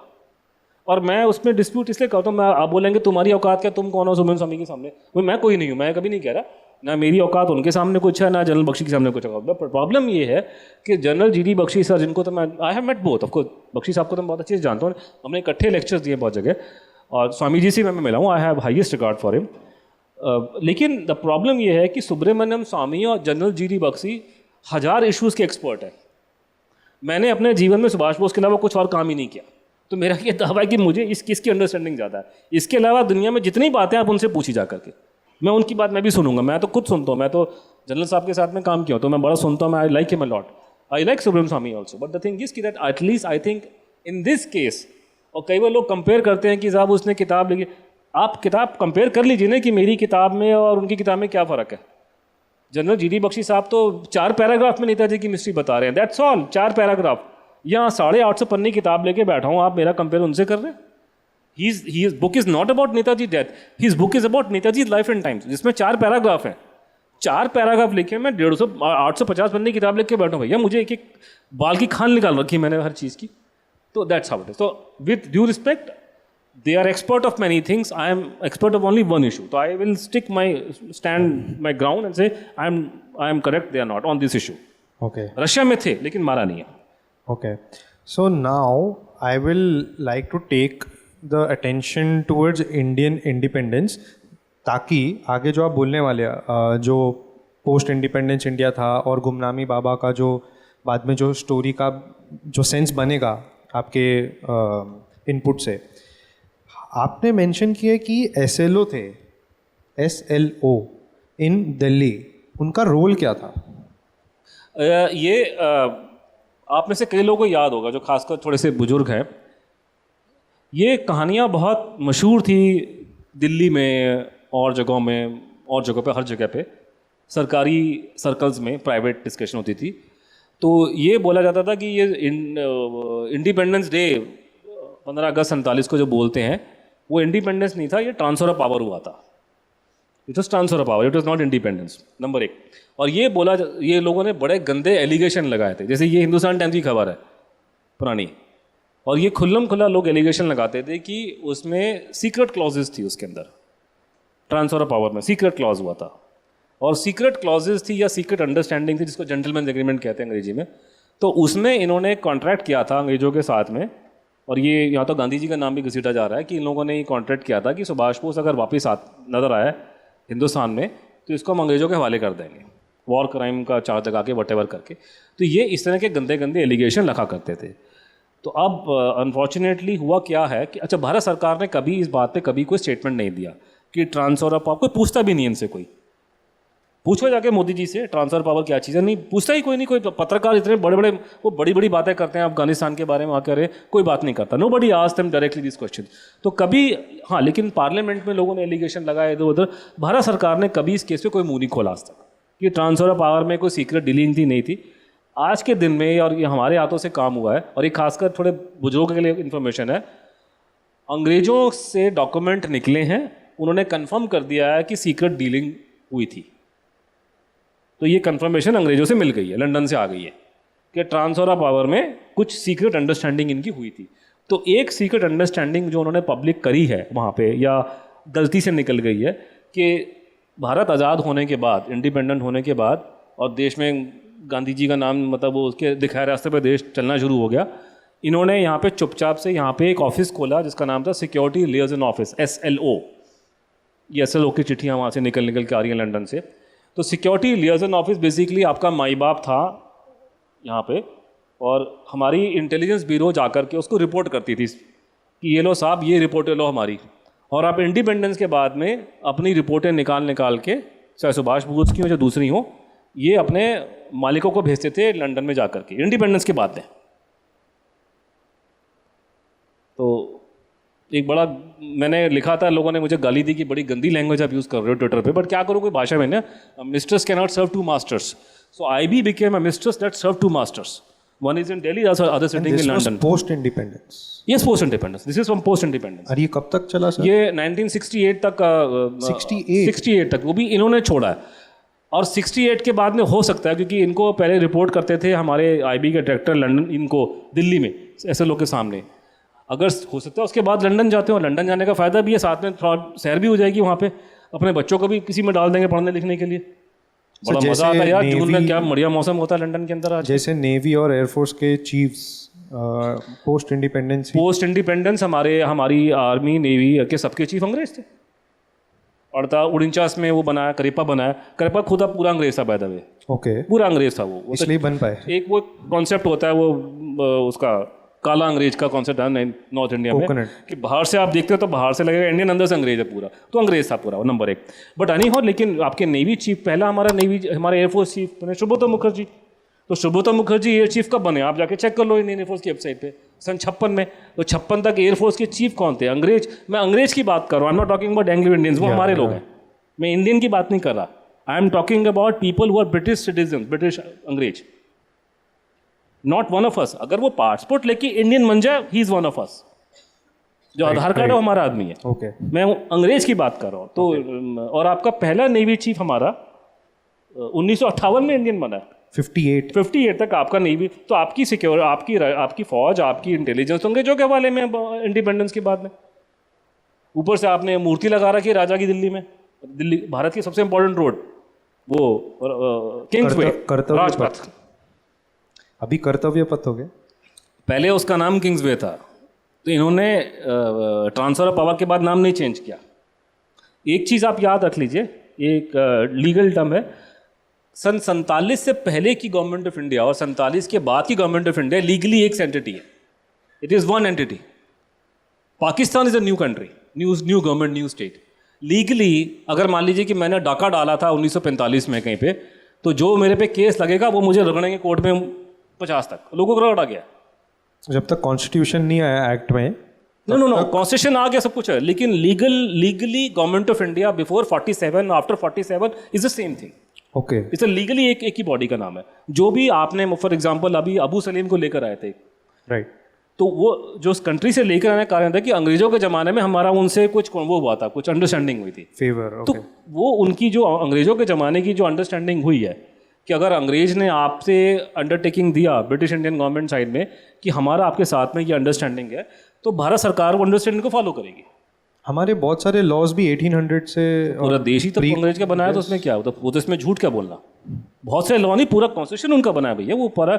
ये तो ऐसे बात करते हैं टीम में जैसे कि आपका मैग्ना कार्टा जो है मुगलों के दरबार में लिखा गया था, वो तो गलत बात है, वो तो सारा अंग्रेजों का बनाया हुआ, इसमें तो कोई झूठ क्या बोल रहा है, इसमें तो सारा उनका बनाया हुआ। पूरा कॉन्स्टिट्यूशन आपका 1935 का एक्ट है, उसमें तो सारी बातें क्लियर है, उसमें तो कोई ये कोई हमारे कॉन्सेप्ट हो ना, हम तो वेस्टर्न जूरिस्प्रूडेंस को फॉलो करते हैं। तो सर 1947 अगस्त 15 हम लोग स्वराज्य थे कि डोमिनियन थे? We were dominion. इंग्लैंड का राजा किंग जॉर्ज फिफ्थ जो थे वो भारत के राजा थे सन 48 तक, 58, हाँ 48 तक। 48 उसके बाद उन्होंने टाइटल गिरा दिया, फिर उन्होंने चीज़ों को घुमा दिया, फिर कहा वो कॉमनवेल्थ के हेड है। कॉमनवेल्थ का मतलब होता है हिंदी में गुलामों का टोला।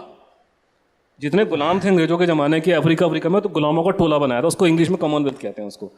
ये भाषा बड़ी सुंदर है ना अंग्रेजी, वो समझाते हैं। गुलामे के टोले को बोलते हैं कॉमनवेल्थ। तो 48 तक की डोमिनियन थे कि नहीं, उसके बाद तक थे, 50 तक तो कॉन्स्टिट्यूशन बना था करके। राइट। तो जो गवर्नर जनरल जो बोला जाता है आपका कि माउंटबेटन साहब पहले गवर्नर जनरल थे, फिर राजा जी थे। हाँ, तो Raja ji was governor general. Governor general का मतलब क्या होता है? हांगकांग में गवर्नर जनरल था ना 1999 तक, हांगकांग में।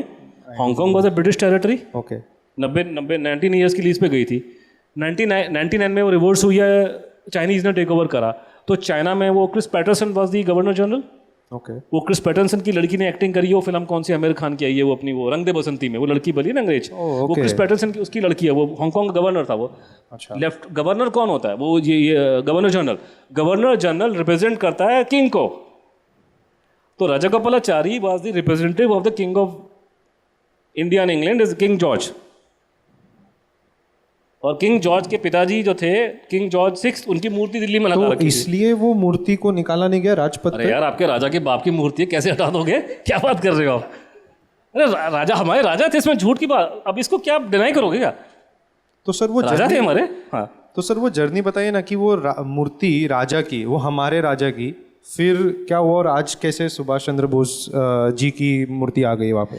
वो उसकी कहानी ये है कि किंग्स वे इसका नाम था, राजपथ जिसको राजपथ बनने की कहानी ये थी कि 55-56 में मेरे ख्याल से ये लेवांते बेरिया नहीं, आपका बुल्गेरियन वगैरह कोई आया था, रशिया का प्रीमियर आया था कोई यहाँ पे, वो इन बातों से सड़ता था करके। तो उसको बुरा लगा, तो उस टाइम पे हम लोग रशिया के प्रो जा रहे थे, ये स्टालिन की बात की बात है। तो जब ये आए हैं तो उनका नाराज़गी थी कि तुमने क्यों ये नाम रखे हुए ऐसे अंग्रेजों के ज़माने के।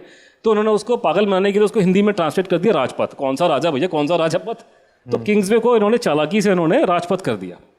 तो उसके बाद से हम तो बचपन से राजपथ बोलते, अभी भी मेरी जबान फिसल जाती है। अभी तो अभी रिसेंटली कर्तव्य आराम से तो मुंबई निकलता नहीं, मुझे बॉम्बे निकलता, क्या करें। बचपन में दिमाग में डाल दिया, अब तो एकदम से तो क्या करें, टाइम लगेगा ना। तो वो राजपथ के नाम से मशहूर था करके। अब वहाँ राजपथ में जो मेन जो है वहाँ पे राजा की मूर्ति लगी हुई है, तो इनको कोई टेंशन नहीं, लोगों को ये तो खुश थे, वो तो राजा की मूर्ति को इनको तो इनका बस चलता, ये तो इनको भेजते नहीं यहाँ से। पर वो तो उनके राजा ही थे ना। अरे हमारे भी राजा थे। हाँ। उनके क्या, हमारे राजा थे वो। तो राजा की हमें तो बताया गया कि हम स्वराज है।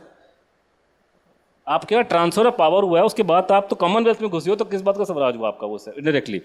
एनीवे, बट ये मूर्ति राजा की वहाँ थी, ये हटाने के इच्छुक नहीं थे, किसी को टेंशन नहीं थी। नोबडी डिमांडेड की मूर्ति को हटा दो एंड ऑल दैट।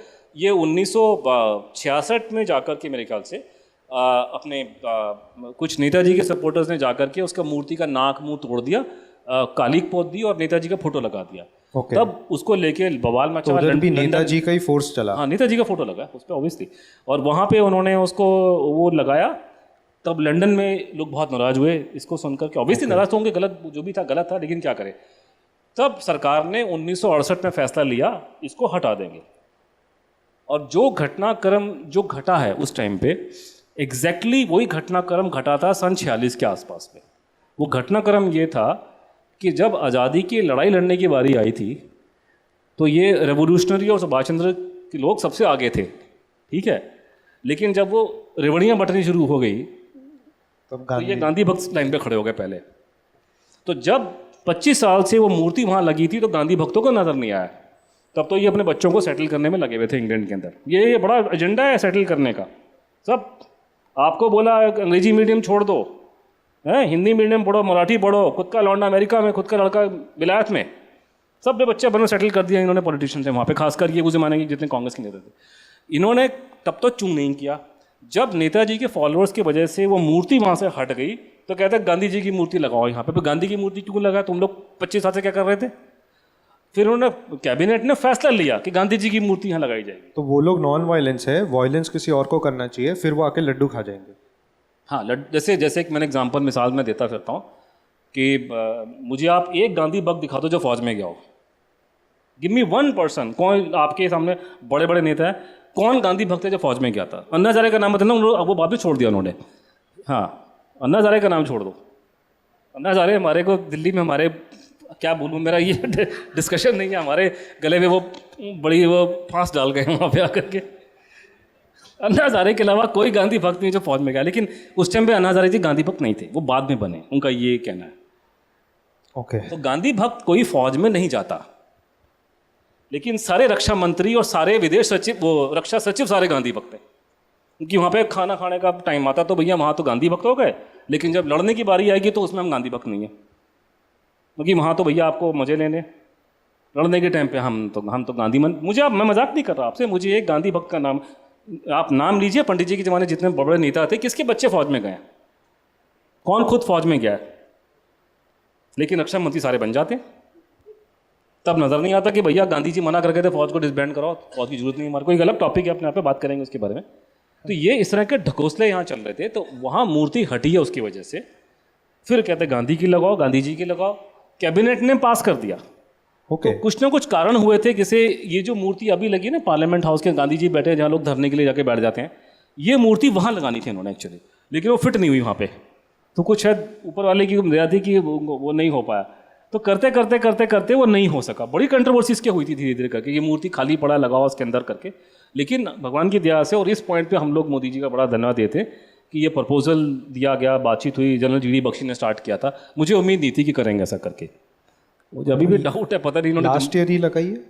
सारे पूरे टीम में था यार, क्या लास्ट ईयर में तो सभी पूरे देश में बवाल मच गया था, तो वो लगी और बहुत अच्छी बात है। तो ये हमारी अच्छा काम जनरेशन को ये रियलाइज नहीं होता है इसका इंपॉर्टेंस। मतलब आप बोल रहे हो आपके लिए बहुत बड़ी बात है, बट हम लोग के लिए जस्ट एक लेकिन मुझे मैंने तो काफ़ी चैनल में था उस दिन, आखिरी बार तभी आया था, तो मैंने सभी को बताया, तो सबको नहीं मालूम, किसी भी एंकर को ज़्यादा नहीं मालूम था। लेकिन है कि अब अभी पॉडकास्ट हो रहे हैं, इसलिए हमारे थोड़े से नए वो ज्ञान चक्षु खुल रहे हैं। मैं आप लोगों का कॉम्प्लीमेंट करूंगा, जितने आपके यंग बच्चे हैं ना, आप लोगों को तो बहुत इंटरेस्ट है। मेरी खुन्नस तो ये बाकी लोगों के साथ में कि जिनको इंटरेस्ट दिखाना चाहिए, जिनकी आंखों के सामने ये हुआ, इनको इंटरेस्ट नहीं है। अब मेरा मुंह मत खुलवाना, मैं उनके बारे में बताऊंगा आपको कि जिनको करना चाहिए, जिन्होंने ये चीज़ें देखी हैं, वो मुंह बंद करके बैठे हुए हैं, और छोटे छोटे बच्चे जो है निकल निकल के एविडेंस दिखा रहे हैं। और अलग अलग किस्म के जुमले देते हैं कि छोड़ो क्या है पुरानी बातें क्या करना करके। अरे अच्छा यार, छोड़, पुरानी बात कैसी हो गई? दूसरे मुद्दे में तो तुम लोग लड़ने भिड़ने को तैयार हो जाते हो, तो वो गलत बात है। तो but I am very happy, but any I am sorry, अगर एल्डरली जनरेशन का इंटरेस्ट नहीं है, हमें तो यंग से फ़ायदा है। यंग वाले हैं, लड़ाई आगे लड़ी जाएगी। आप ना इंटरेस्ट लें, आप बैठ के फिल्में देखें नेटफ्लिक्स में, हमें क्या करना उसको लेकर। So I am very annoyed with the people who are and problem कि ये बच्चों के पास में क्या रिसोर्सेज है मुझे बताइए करने के लिए। What can you do other than doing a podcast? लेकिन जो आदमी बड़ा आदमी है, जिसके पास में ताकत है, पैसा है, मनी है, वो क्या कर सकता है? मेरे को हज़ारों लोग जानते हैं मुझे मुंबई के अंदर। अब मैं मुंबई में क्यों आया? मुझे लेक्चर के लोगों ने बुलाया। क्यों आया? कि वो छोटी बच्ची लड़की ने मुझे, इन्होंने जाके किसी से बात की कि इनको बुलाओ। 50 लोग और हैं जिनके पास हैसियत है। मुझे बहुत लोग जानते हैं यहाँ पे मुंबई में, काफ़ी ऊपर तक। कोई भी आदमी मुझे लेक्चर के लिए बुला सकता है, लेकिन छोटे यंग बच्चे जाकर के, लड़के लड़कियाँ जाके बोल रहे हैं तो बुलाया जा रहा है। जिनको करना चाहिए, जिनके टॉपिक, जिनके समझ के, आधे बच्चों को तो समझ में नहीं आएगा ये लिखा क्या। उनको तो पता है कि ये गड़बड़ हुई थी यहाँ पे करके। तो हम ही फ्यूचर है generation. That is, so I am very happy कि यंग लोगों को इंटरेस्ट है, तो क्या करें। नहीं सो अभी क्विक Q&A होगा, बहुत कम टाइम मिलेगा Q&A के लिए। तो अभी हमारे वॉलंटियर्स आएंगे आपके पास, एक पेन और पेपर देंगे, फटाफट से क्वेश्चन लिख के दे देना, वो स्क्रीन करेंगे उसको और फिर मुझे देंगे। There will be some volunteers that will help you for screening. So should I ask the next question? Okay. Gandhi ji का एक बहुत ही पॉपुलर डिमांड था जो हमें बिल्कुल पता ही नहीं है, वो है आर्मी के तरफ से कुछ। तो आप उसके ऊपर कुछ लाइट थ्रो कर सकते हैं? देखिए, गांधी जी और सुभाष बोस में हम सबको पता है कि उनके आपस में क्लैश हुआ था करके, और पट्टाभी सीतामढ़ैया कैंडिडेट खड़े किए थे जो गांधी जी कैंडिडेट थे, और पट्टाभी सीतामढ़ैया के भतीजे ने मेरा लेक्चर करवाया एक बार बीच में। तो एनी बट वो अलग कहानी है। लेकिन कहानी यह है कि गांधी जी के और नेताजी के जो सुभाष, उस टाइम सुभाष बाबू कहते थे, देश गौरव कहते थे, नेताजी तो बाद बने 42 में जा करके। तो उनके जो कॉन्फ्लिक्ट थे वो अलग, सिर्फ नॉन वायलेंस का नहीं था, अलग अलग थे। जैसे गांधी जी का मेन था कि सुभाष बोस पूर्ण स्वराज पे अटक गए थे। इवन पंडित जी 1929 में जब सुभाष और पंडित जी दोस्त थे, तो पूर्ण स्वराज पे ही ये लोग चाहते थे कि भारत की जो आज़ादी की लड़ाई है उसका जो ध्येय होगा पूर्ण स्वराज होगा, जो तिलक का नारा था। गांधी जी उसके फेवर में, गांधी जी वो डोमिनियन स्टेटस के चक्कर में थे।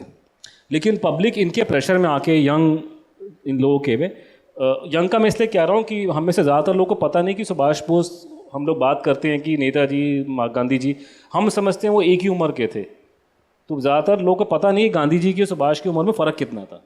सुभाष बोस सरदार पटेल से 28 साल छोटे थे, और उस ज़माने में शादियाँ होती थी लोगों की 14 साल की उम्र में। तो 28 साल का फ़र्क था सरदार पटेल और सुभाष बोस में। गांधी जी सुभाष बोस के फादर की उससे बड़े थे उम्र में, ऑलमोस्ट वर्चुअली बराबर, क्योंकि सुभाष बोस अपने पिताजी माताजी के 7वें 8वें बच्चे थे मेरे ख्याल से। तो उम्र में वो था। मुरारजी भाई सुभाष बोस से बड़े थे एज में थोड़े से।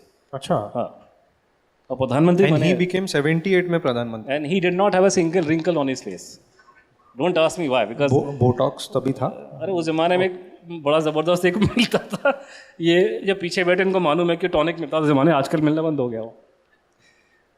तो गांधी जी को, तो गांधी जी से इनका डिफरेंस ये था कि गांधी जी पूर्ण स्वराज के फेवर में नहीं थे, he was in favour of dominion status.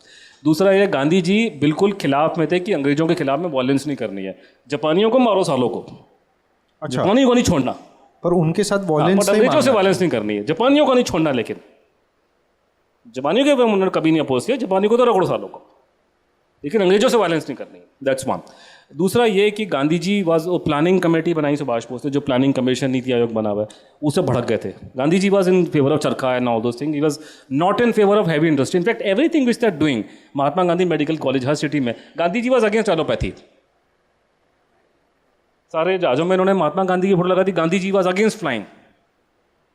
हाँ, he was against. He said, I don't see any future for flying and all that. Everything that Gandhi ji opposed, इन्होंने सर डेवलपमेंट नहीं होना चाहिए था इंडिया में। हाँ? इंडिया में डेवलपमेंट नहीं होना चाहिए था, तो वो एक कहाँ, तो उसमें लेकिन जो मेन डिफरेंस, जो गांधी जी का और सुभाष का जो डिफरेंस आ रहा है, वो 1938 में निकल के आता है कि जब सेकेंड वर्ल्ड वॉर डिक्लेयर होती है, तो सुभाष बोस बताते हैं अपनी किताब में, उन्होंने बोला कि भारत में हुआ ये था कि 1900 जब फर्स्ट वर्ल्ड वॉर की नौबत आई 1914 में, उसके आसपास में, तो एक अंग्रेज़ों ने हमको ये बोला कि आप हमको अभी तंग मत करो, लड़ाई हो रही है और आपको हम कुछ ना कुछ कंसेशन देंगे लड़ाई ख़त्म होने के बाद में।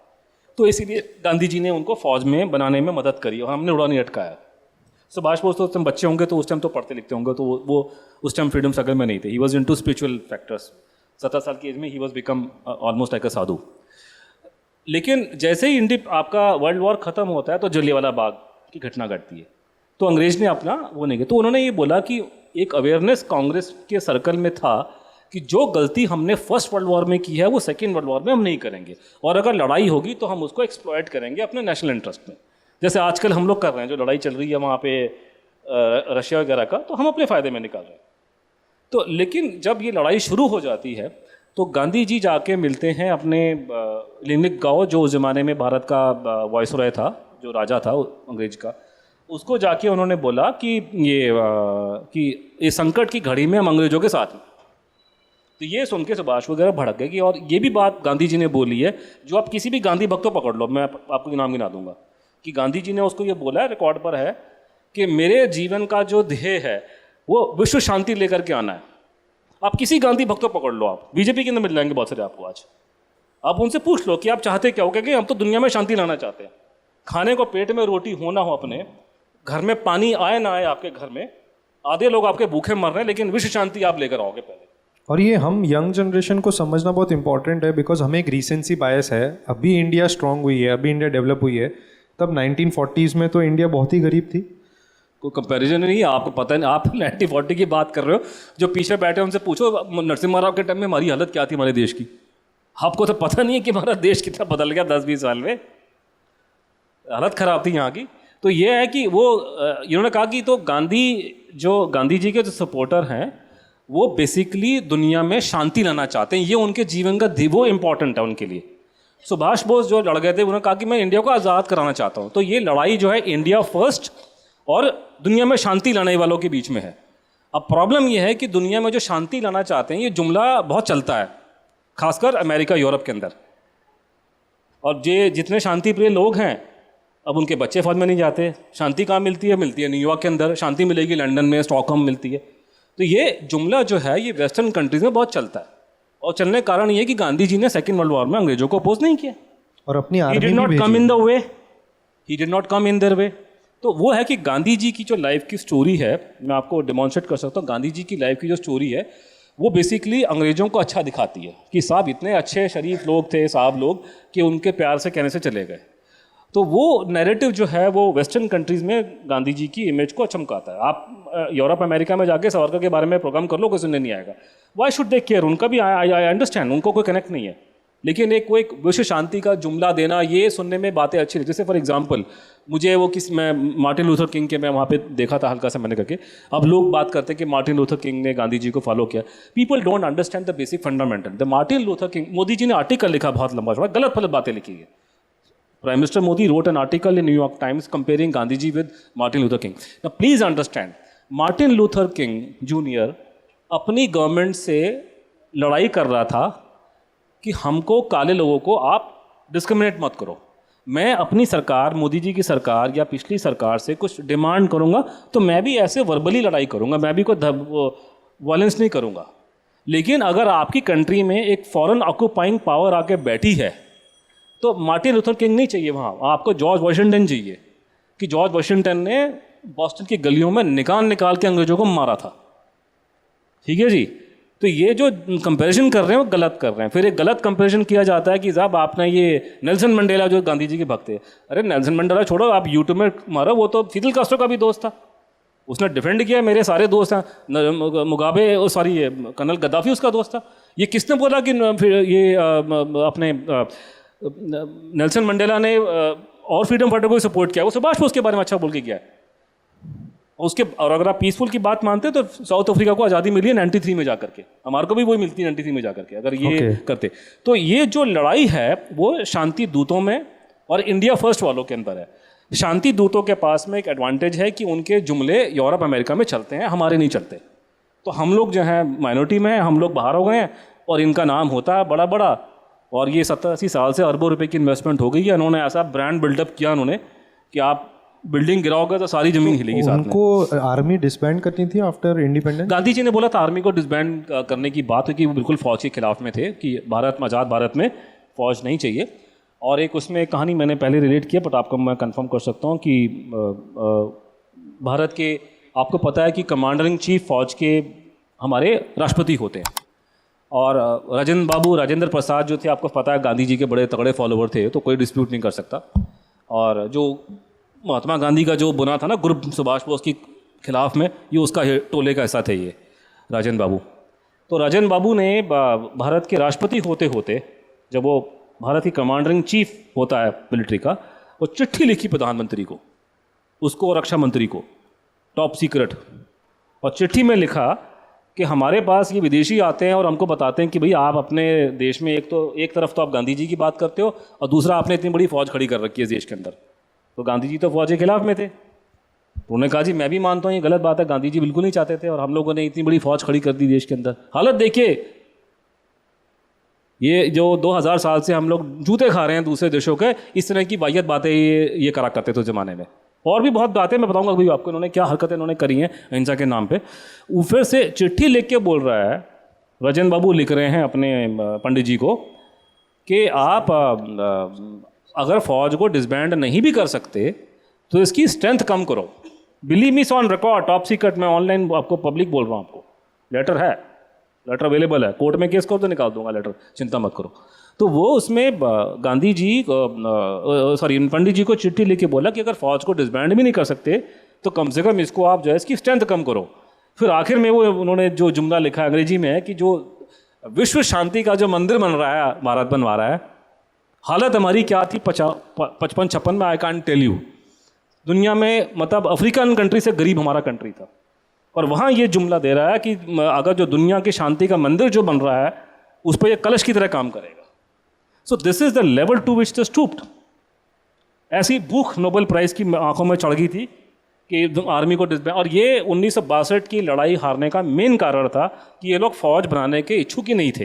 तो कोई उन्होंने आर्म्स एम्यूनिशन कुछ नहीं किया, वही पुराने ज़माने की बंदूकें लेके सेकेंड वर्ल्ड वॉर की, वो बेचारे कैनवस के जूते पहन के फौजी हमारे वहाँ मरने पिटने के लिए चले गए। हमारी वो तो भगवान भला करे चीनियों का कि 2 लातें मारी मेरे को, तब समझ आया कि भैया बंदूकें खड़ा करो। सर उसमें भी कुछ सुभाष चंद्र बोस का एंगल वो समझाना मुश्किल है, लेकिन ये है कि चाइना अगर हमको ठड्डा नहीं मारता तो हम लोग की फौज नहीं खड़ी होती, हम लोग 65 में आ जाते। तो चाइना ने हमारा भला किया कि हमको थप्पड़ मार के जगह कि बेटा ऐसे काम नहीं चलेगा, ओके बंदा फौज खड़ी करो, नोबेल प्राइज तो मिले नहीं मिले ये भी साथ में निकल जाएगा। एंड आपने बहुत ही फेमसली कहा है बहुत सारे वीडियोस में कि नेताजी ने एज भगवान जी, गुमनामी बाबा या भगवान जी में गुमनामी बाबा की, लेकिन मैंने कहानी बताई नहीं है कि वो क्यों सुभाष बोस थे। अभी तो एविडेंस पे नहीं है ना, अभी तो रशियन एंगल पे वहाँ फंसे हुए थे, राइट। अब तो जंप करके तो अभी बिकॉज अभी एक है कि उसमें कंट्रीब्यूशन रहा है उनका वर्ल्ड के बहुत ही इंपॉर्टेंट इवेंट्स में। तो that is the thing, the question you are asking me, the thing is कि now we have to first answer the question कि why do we think Gumnami Baba could be Netaji. तो उसके सोचने के 3-4 मोटे मोटे कारण हैं। पहला कारण ये है कि क्रेडिबल, मुखर्जी कमीशन ने और जस्टिस मुखर्जी ने प्राइवेटली बाद में बोला, लेकिन रिपोर्ट के अंदर मेंशन है कि क्रेडिबल आई विटनेस अकाउंट आ रहा है कि आदि सुभाष बोस था। ऐसे लोग जिनके झूठ बोलने का मोटिव नहीं है, खासकर वो लोग जो सुभाष बोस के साथ में रहे थे, उन्होंने ये उसके रिकॉर्ड पर बात आ रही है कि ये सुभाष बोस है। नंबर तो ये मिल गया क्रेडिबल आई विटनेस एविडेंस की आदि सुभाष बोस है। दूसरा है कि जो उनकी चिट्ठियाँ आपस में जो एक्सचेंज हुई हैं और करस्पॉन्डेंस वहाँ से मिला, वो इंडिकेट कर रहा है कि ये सुभाष बोस है।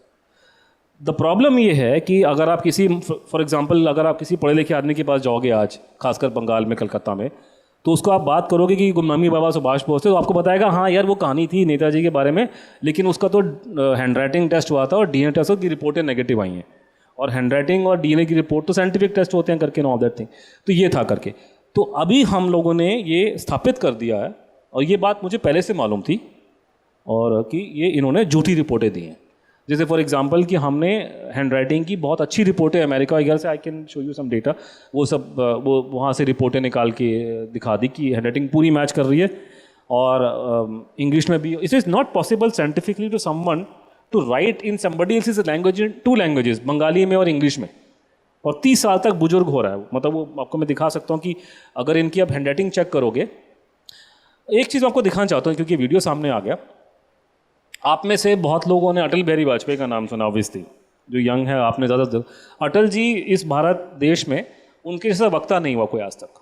In the sense Atal ji एक एक शब्द को सोच, वो पोएट थे, तो उनके गूढ़ मीनिंग निकलता था एक एक शब्द का, ये बात करेंगे उसका मतलब निकलेगा।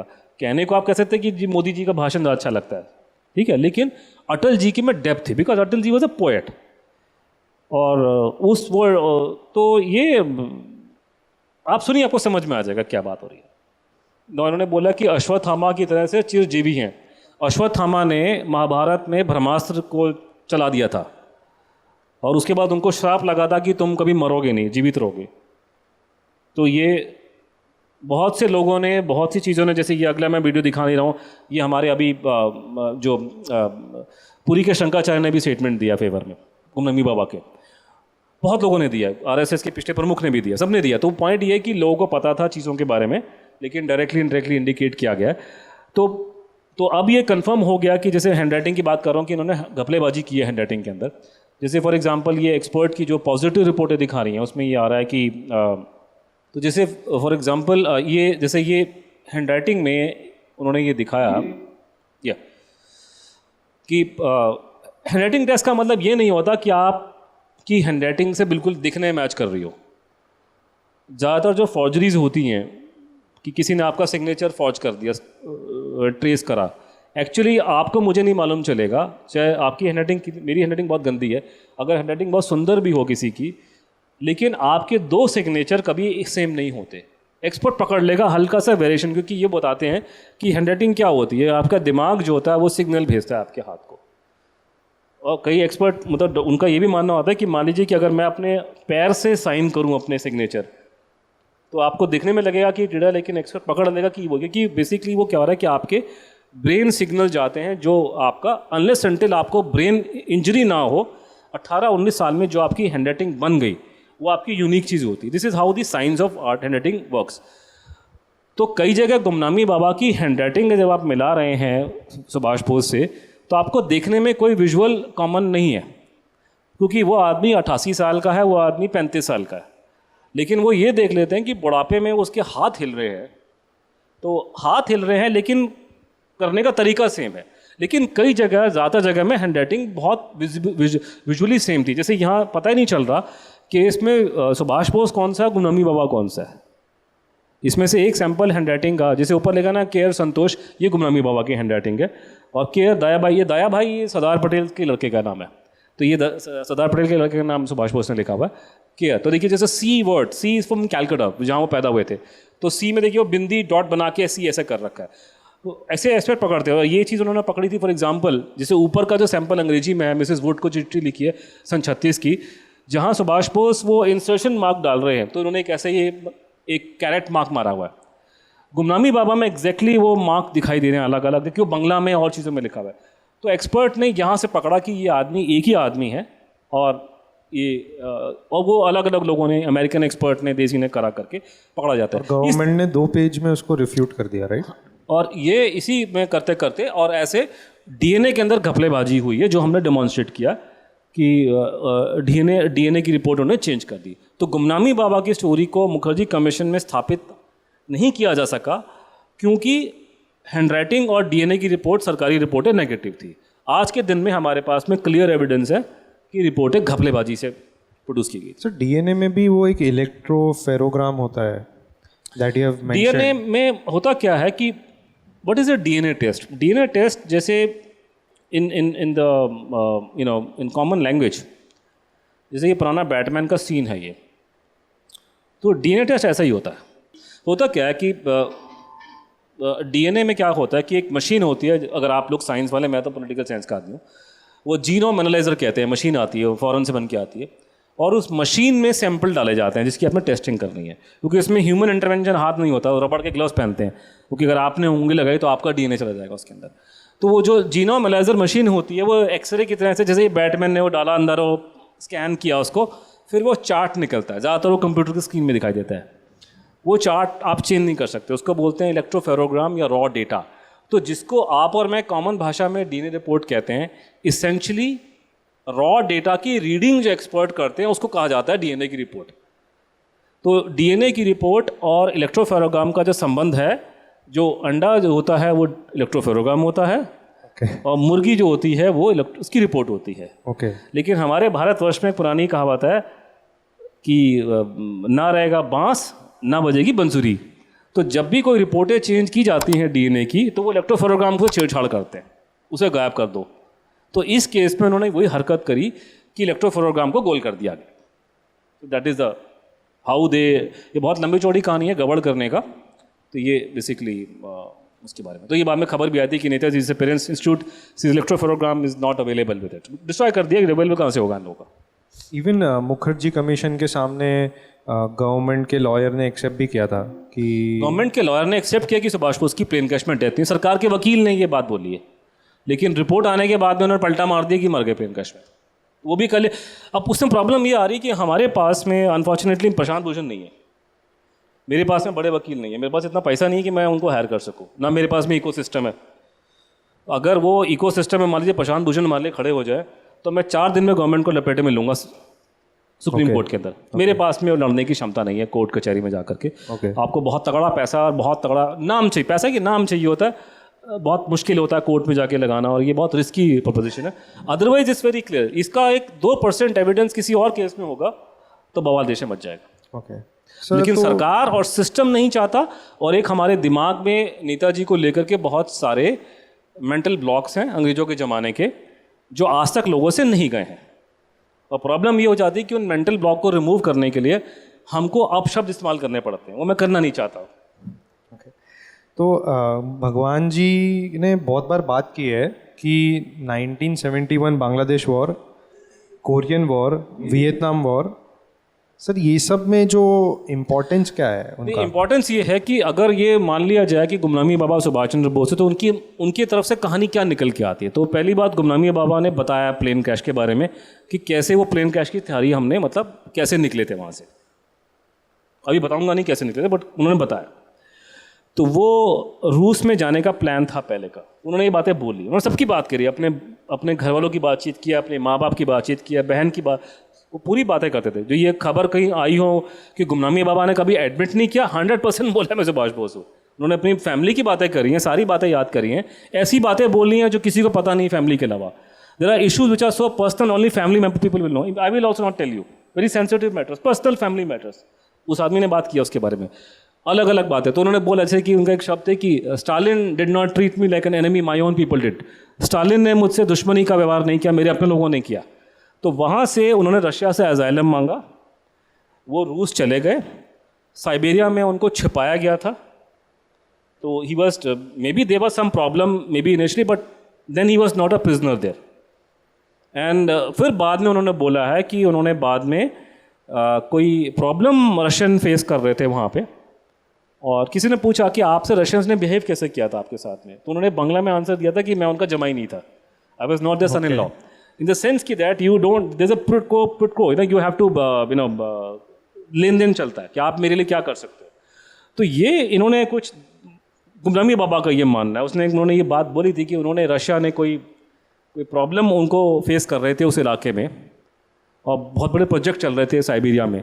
तो there was some problem, Stalin was stuck and he was able to resolve that problem. So उसके बाद से उनका बहुत हाईएस्ट लेवल में उठना बैठना हुआ। तो उन्होंने बात करी, क्रिमिनल में जाके मैं बैठा करता था, मेरे ख्रुश्चेव से दोस्ती हुई, इन लोगों से दोस्ती हुई करते करते नेताजी जो, और ये असलियत है कि आईएनए की लड़ाई जो हारी गई है, मतलब उसमें मेन हाथ अमेरिकन का था। अगर अमेरिकन एटम हम नहीं डालते तो ये लड़ाई चलती रहती, और ऊपर से अमेरिकन एयरफोर्स ने अटैक किया आईएनए के लोगों पे।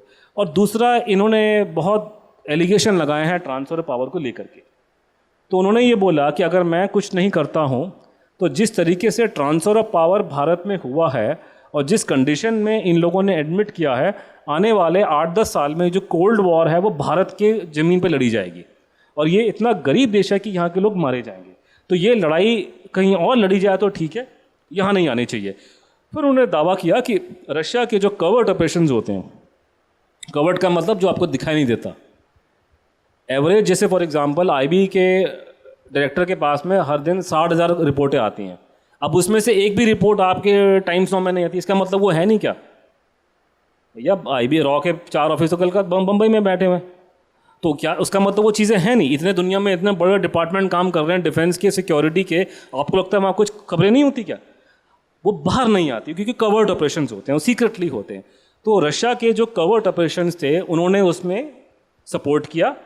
उनका एम ये था कि किसी सुपर पावर का इंटरवेंशन यहाँ नहीं चाहिए, और वहाँ उन्होंने बड़ी ये बातें बोली हैं कि कोरियन वॉर से स्टार्ट करके ये उसमें मेंटली इन्वॉल्व थे गाइडेंस में, और उन्होंने कहा कि और ये इससे प्रॉब्लम बढ़ गई कि अगर ये फैजाबाद में लखनऊ में बैठे बैठे करते थे वो? अगर ये आदमी अगर ये ऐसा काम कर रहा है दूसरी कंट्रीज़ में, और उनका दावा था कि उन कंट्रीज़ को मालूम है कि मैं जीवित हूँ और वो मुझे ढूंढ रहे हैं, तो आदमी कहाँ छुपेगा? तो अगर वो भारत में आ जाता है तो वो मुंबई में नहीं छुप सकता, पकड़े में आ जाएगा क्योंकि नेटवर्क बड़ा स्ट्रांग होता है। दिल्ली में नहीं छुप सकता, तो वो रिमोट में जाएगा। तो उसने वो इलाका चूज़ किया, लखनऊ, अयोध्या, बस्ती, नैमिषारण्य, ये सारे इलाके जो हैं नेपाल बॉर्डर के बिल्कुल पास में हैं, क्योंकि उन्होंने बोला कि वो बार बार बाहर जाया करते थे,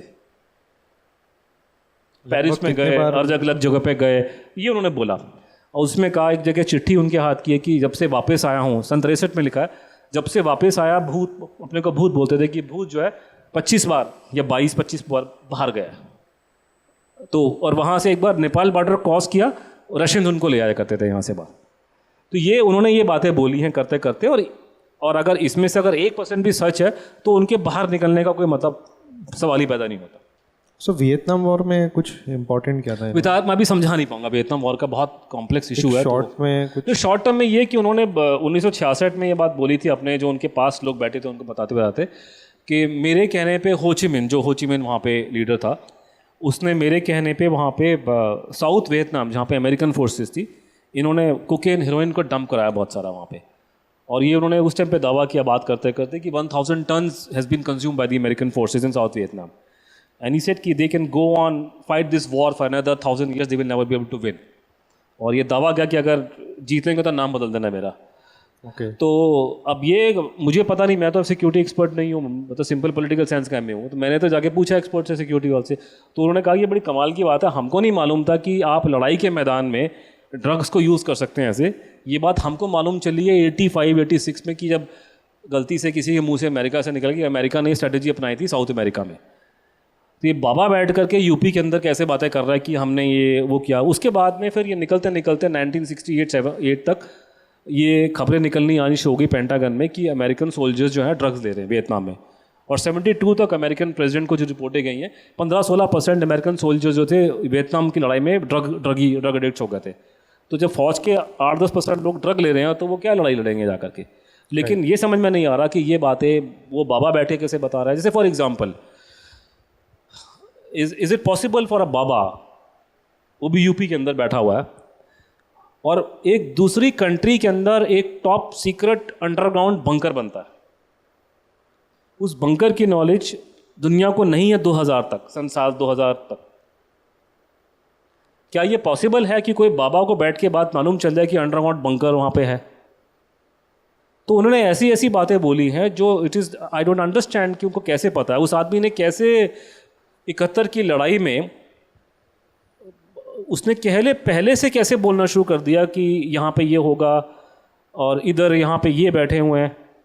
सो that I am not able to understand, that is why the book is called conundrum. आधे लोगों को तो मीनिंग समझ में नहीं आया, तो उसका कनंड्रम ये है कि हमको समझ में नहीं आ रहा कि हो क्या रहा है। लेकिन ये बात है, कुछ बातें उन्होंने ऐसी बोली हैं कि इन्होंने को कैसे पता है उनको बात का, जो घटना फॉरेन कंट्री में घट रही है। आप किसी बाबा को उम्मीद करते हैं यूपी के अंदर कि कोई उनसे मिलने जाए? और मेरे को एक बंदे ने बताया कि मैं मिलने गया था उनसे, किसी रेवोल्यूशनरी खानदान का आदमी था, मैं उसे मिला कलकत्ता में। तो कह रहा मैं तो यंग लड़का था, मैं मिलने गया था उनसे। एक बार मेरे सर्कल में लोग थे जो कॉन्टैक्ट में थे, तो मैंने कहा क्या बोला उन्होंने आपसे, क्या प्रवचन दिए? कहा थोड़ी उन्होंने धार्मिक बातें करी हमारे साथ में, फिर उन्होंने हमारे को बताया कि पाकिस्तान में जो फाटा रीजन है वहाँ पे कैसे ड्रग्स ट्रेड कैसे चल रहा है, आर्म्स बाजार कैसे ऑपरेट कर रहे हैं। और उसने बेसिकली जो फर्स्ट जिहाद हुआ है अफगानिस्तान में अमेरिकन फोर्सेस का, उस पर कमेंट्री दी है। बाबे कहाँ से कमेंट्री देते भैया लड़ाइयों के बारे में बैठ के? फिर देन आई एम अमेज्ड कि जो उन्होंने 1965 की लड़ाई के बारे में बातें बोली हैं, या 71 और 62 के बारे में, remarkable. I mean, I don't understand why, how can a Baba sitting in that part of the country would even be aware of these things? So it's a very, very complex, thing. But समझाना, argue करना बड़ा मुश्किल है detail में, but क्योंकि सरकार कागज़ खोल नहीं रही है, हम पूरी बात बोल सकते नहीं। लेकिन ये बात है कि उन्होंने बहुत, और उसके ऊपर एक और अलग से डायमेंशन आ रही है, वो रिलीजियस डायमेंशन आ रहा है। अब वो समझाना बड़ा मुश्किल है कि वो आदमी, क्योंकि हमारे देश के अंदर एक बड़ा अजीब सा एक माहौल बन जाता है चीज़ों के बारे में लेके, कि अगर मैं बोलूं कि गुमनामी बाबा ने बोला कि अब्राहम लिंकन का भूत आता है वाइट हाउस में, तो आप बोलोगे आप तुम भी पागल हो, वो भी पागल होगा, भूत तो होता नहीं है, साइंस तो भूत को मानती नहीं है। लेकिन जब आपको मैं निकाल के नाम सुनाऊँ अमरीकियों के और अंग्रेज़ों के कि चर्चिल ने भी भूत देखा था, उसका रोनाल्ड रेगन ने भी देखा था, वुडरो विल्सन ने भी देखा था, तब बोला कि अच्छा साबो ने देखा था, हाँ जी साबो ने देखा था, तब आप मान जाओगे। जब आपका वो कैप्टन हुआ क्रिकेट का आजकल की टीम का, आपका नहीं कौन से का पूछो, कैप्टन ऑफ क्रिकेट टीम का कैप्टन कौन है? रोहित शर्मा, विराट कोहली। विराट कोहली ने उठा के ट्विटर में फोटो पोस्ट की थी उसकी, वो ऑटोबायोग्राफी योगी, तो उसको 1000 ट्वीट आप लोगों ने मार दिए। उसने कहा ये बुक मुझे इंस्पायर करती है। आपने पढ़ी किताब में क्या लिखा है?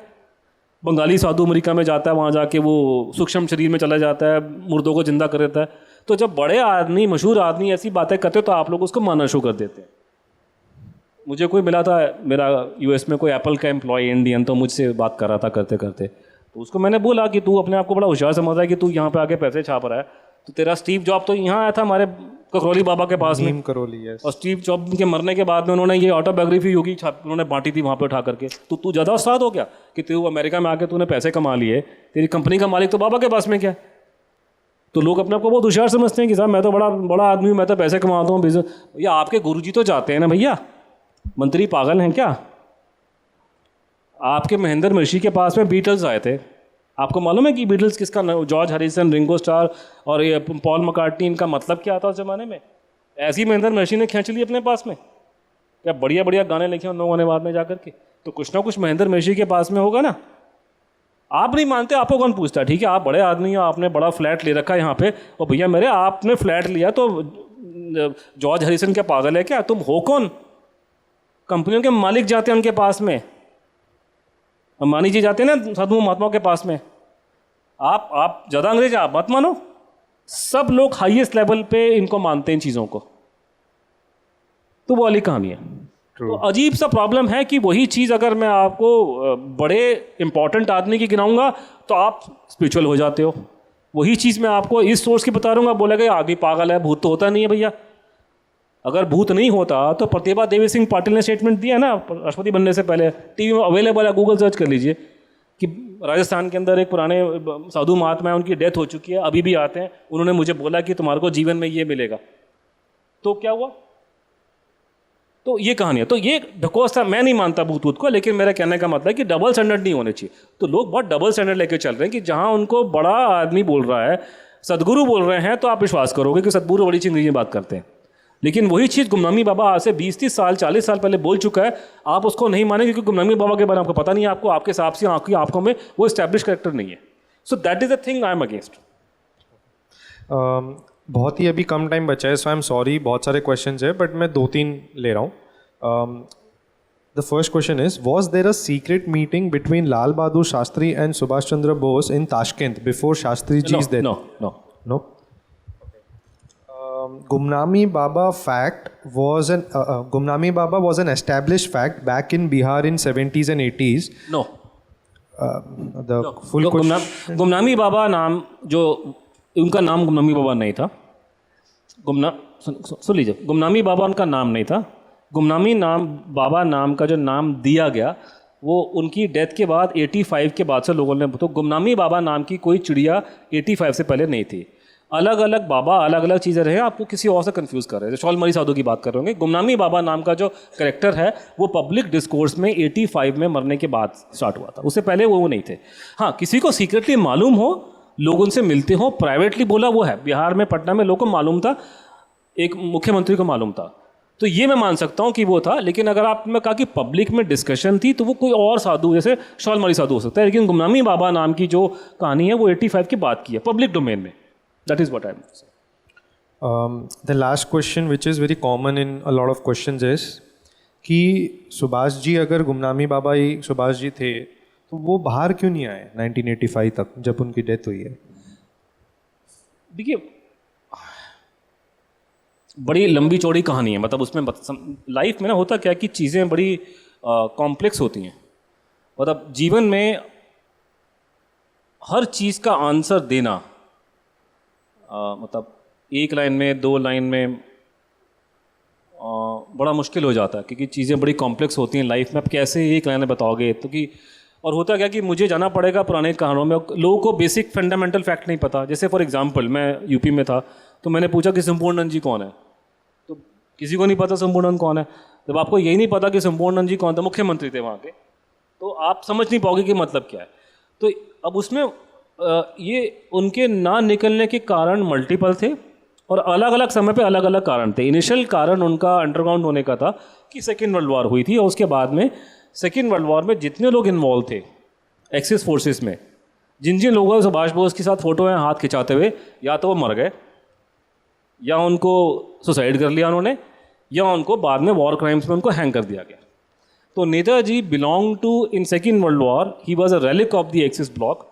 उस एक्सिस फोर्सेस या उनके रेलिक की कोई स्थान नहीं था उस दुनिया में जो 45 के बाद बनी है। जिस तरीके से आज की दुनिया में 9/11 के हमले के बाद बिन लादेन का हाल हुआ है कि बिन लादेन और उसके सपोर्टर्स की कोई जगह नहीं है हमारे समाज में, उसी तरीके से 45 में लड़ाई हारने के बाद एक्सिस फोर्सेस के लिए कोई स्पेस यहाँ नहीं था। बाहर निकलेंगे तो आपको वॉर क्राइम्स में हैंग करेंगे आपको। तो उसमें प्रॉब्लम सुभाष बोस के साथ में ये है कि सुभाष बोस अगर बाहर निकलेगा तो इलेक्शन तो लड़ेगा नहीं एमएलए की जगह कलकत्ता में, वो तो टॉप पर्सन आदमी है। तो वो ये बोलते थे कि मेरा निकलना देश हित में नहीं है, अगर मैं निकलूंगा तो मेरे को लोग सपोर्ट करेंगे भारत के, लेकिन भारत के लोग बहुत गरीब हैं, फॉरेन कंट्री से प्रेशर आएगा, एक हमारे पे सैंक्शन लगेंगे, ये होगा वो होगा, मेरी वजह से लोग तंग पड़ जाएंगे, तो मुझे यहीं रहने दो, मैं देश के लिए काम कर रहा हूँ। लेकिन वो कोशिश करते रहे निकलने की, निकल नहीं पाया। तो इस बड़ा कॉम्प्लेक्स मुद्दा है कि क्यों निकल नहीं सके, लेकिन ये मुद्दा था कि मेरे निकलने से देश के लोग तंग पड़ेंगे और इस तरह की घटनाएं घटेंगी और हमारा देश इस क्षमता, इस ताकत बर्दाश्त नहीं कर पाएगा इस तरह के प्रेशर, और मैं नहीं चाहता कि लोग तंग पड़े मेरी वजह से। तो दैट वाज द रीज़न। लंबा चौड़ा है कहानी मतलब। So I think this answers a lot of questions which is common कि why didn't he come out, why government is मतलब नहीं, why government is not doing it is a different story. Why government is not doing it, उसकी भी multiple कारण है।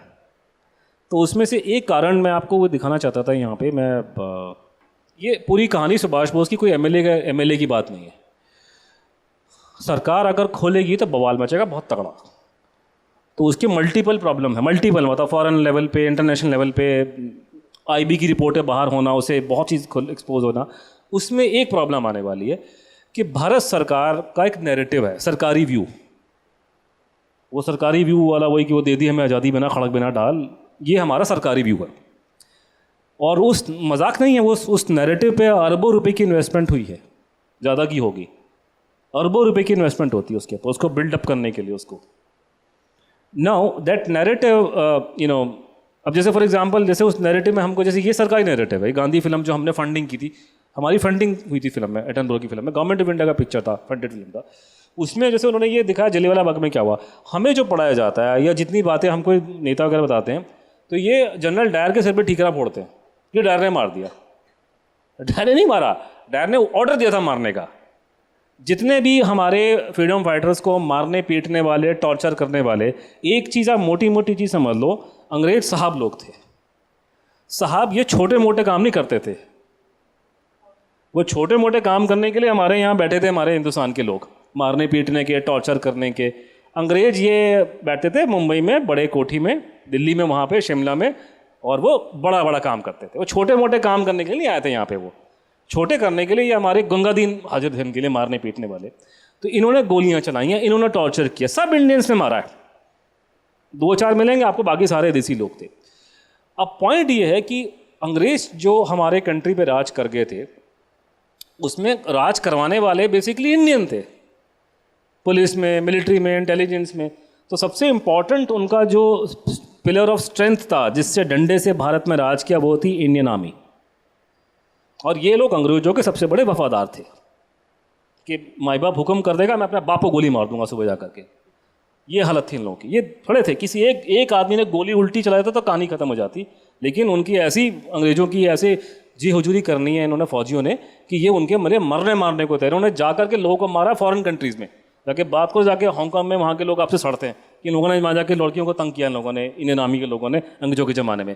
न केवल उन्होंने भारत में ब्रिटिश राज को कंट्रोल किया, इन्होंने विदेशों में जाकर के अंग्रेजों की मदद करी है। वही अंग्रेजों को बचाने के लिए ये लोग जापान से भिड़े जाकर के सेकेंड वर्ल्ड वॉर में, आईएनए के साथ में, अंग्रेजों को बचाने के लिए। ये कोई कंट्री की लड़ाई हम लड़ने के लिए गए थे। जर्मनी में जाके हम मुझे क्या पंगा, मुझे जर्मनी से क्या लेना भैया, मैं यहाँ बैठा हूँ, मेरे खुद खाने को पेट में रोटी नहीं है। बुरी बात है जो हिटलर कर रहा, अच्छी बात नहीं है। मैं पहले अपनी कंट्री को देखूंगा कि मैं जर्मनी को देखूंगा। तो हुआ क्या था कि जब इन्होंने सुभाष बोस की वजह से ये अलग कहानी है, पूरे इसमें रिवोल्ट की नौबत आ गई। उसकी वजह से ये आपका नेवल, और सबसे बड़ा सेंटर आपका मुंबई में था नेवल, ये आपका बना कारण अंग्रेजों के भारत छोड़ने का। डाटा सब अवेलेबल है, वो अलग कहानी और टाइम नहीं बताने का, रिकॉर्ड्स निकल गए सारे उसके।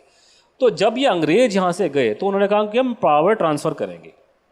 तो जो उन्होंने पावर ट्रांसफ़र करी है उन लोगों को जिनके साथ बैठ के शाम को क्लब में ये लोग चाय पानी पिया करते थे, क्रिसमस के कार्ड जाया करते थे इनके पास में, तो इनको ट्रांसफ़र पावर मिल गई, ये बैठ गए यहाँ पे करके।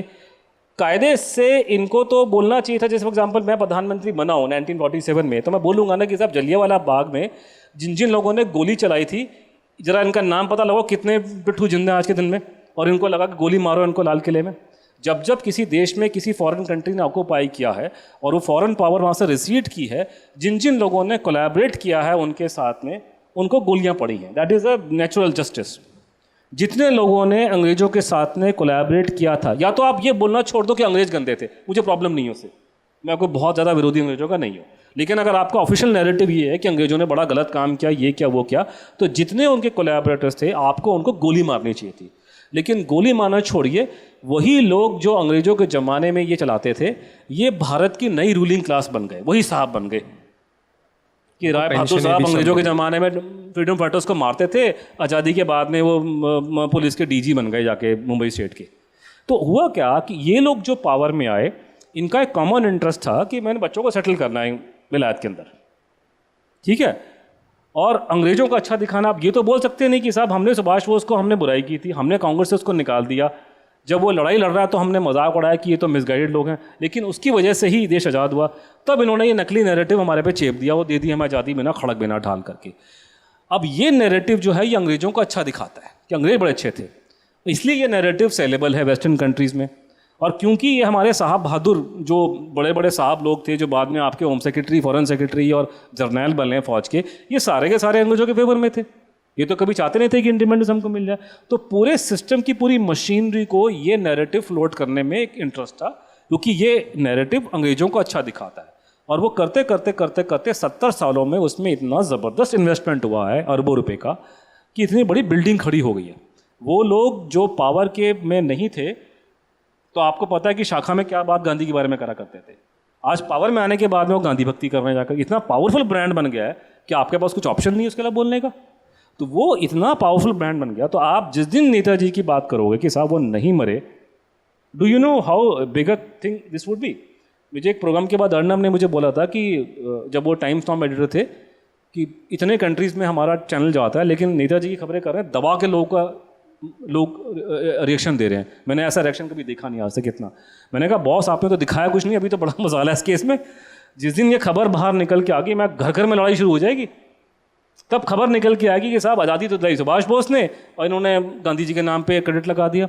तो लोग बोलेंगे मूर्तियाँ हटाओ, उनका लगाओ, उनका मेमोरियल खड़ा करो, ये हटाओ, ये झूठी कहानियाँ बैठ के हिंसा वाली। आप तो खुद नहीं मानते गवर्नमेंट ऑफ इंडिया को, लेकिन जिन लोगों का इंटरेस्ट है इसको रिटेन करने का, वो सारे पावरफुल लोग हैं। जो शांति दूत जितने बैठे हैं हमारे टॉप लेवल के, सबके बच्चे कहाँ पढ़ते हैं, कहाँ जाते हैं सारे घूमने के लिए? कोई किसी का बच्चा नहीं है, सब फॉरेन सेक्रेटरी, होम सेक्रेटरी, सब IB डायरेक्टर है, सबके बच्चे अमेरिका में। क्योंकि आजकल विलायत में से अच्छा है कि अमेरिका ज़्यादा अच्छा है, पहले विलायत जाया करते थे ये लोग। ये पूरा सिस्टम जो है वो इसके फेवर में है, और ये सुभाष बोस की स्टोरी आप अमेरिका यूरोप में सेल नहीं कर सकते। तो ये नहीं चाहते, ये स्टेटस को के फेवर में है। तो दिस इज़ वन प्रॉब्लम कि नेताजी की स्टोरी गांधी ब्रांड को ख़त्म कर देगी, और ये इनके इंटरेस्ट में नहीं है, सिस्टम के इंटरेस्ट में नहीं है। It's not a small problem, it's a big problem. तो और उसके अलावा और मल्टीपल प्रॉब्लम्स हैं कि it will have ramification otherwise also.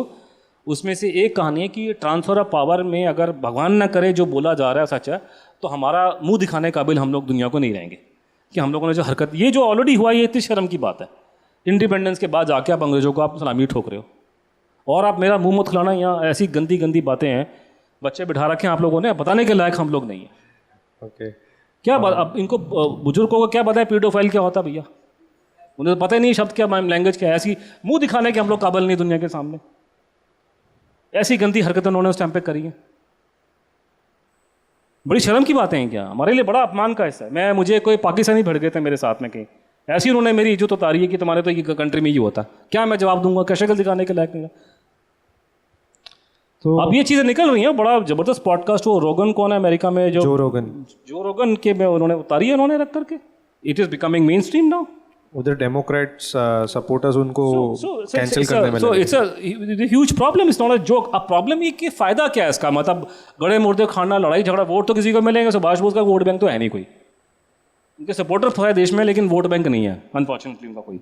Bengal ने उनको वैसे ही छोड़ दिया, उनको एक बड़ी लोगों ने कन्फ्यूजन फैला रखा कि सारे बंगाली नेताजी के भक्त हैं। किसने बोला आपको भैया, वो तो आधे तो गांधी भक्त सबसे बड़े बंगाली हैं, आधे वो लाल सलाम के चक्कर में है। तो सुभाष बोस की सपोर्ट सिस्टम नहीं है बंगाल में, अगर होता तो ये केस मैं 10 साल पहले सॉल्व कर देता।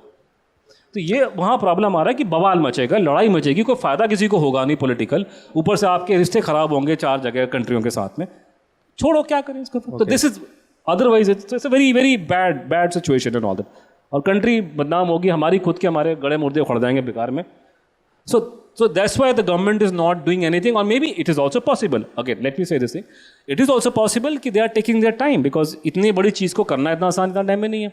जब मोदी जी ने मूर्ति यहाँ लगवाई है, लोगों ने दबा के गाली दी, बोला कि आप तो नाजी हो, ये हो। इंडिया के लोगों ने बोला, तो शायद वो वाटर टेस्ट कर रहे। कोई भी आदमी जब नहाने में टब में जाएगा तो पहले देखेगा ना पानी गर्म है ठंडा।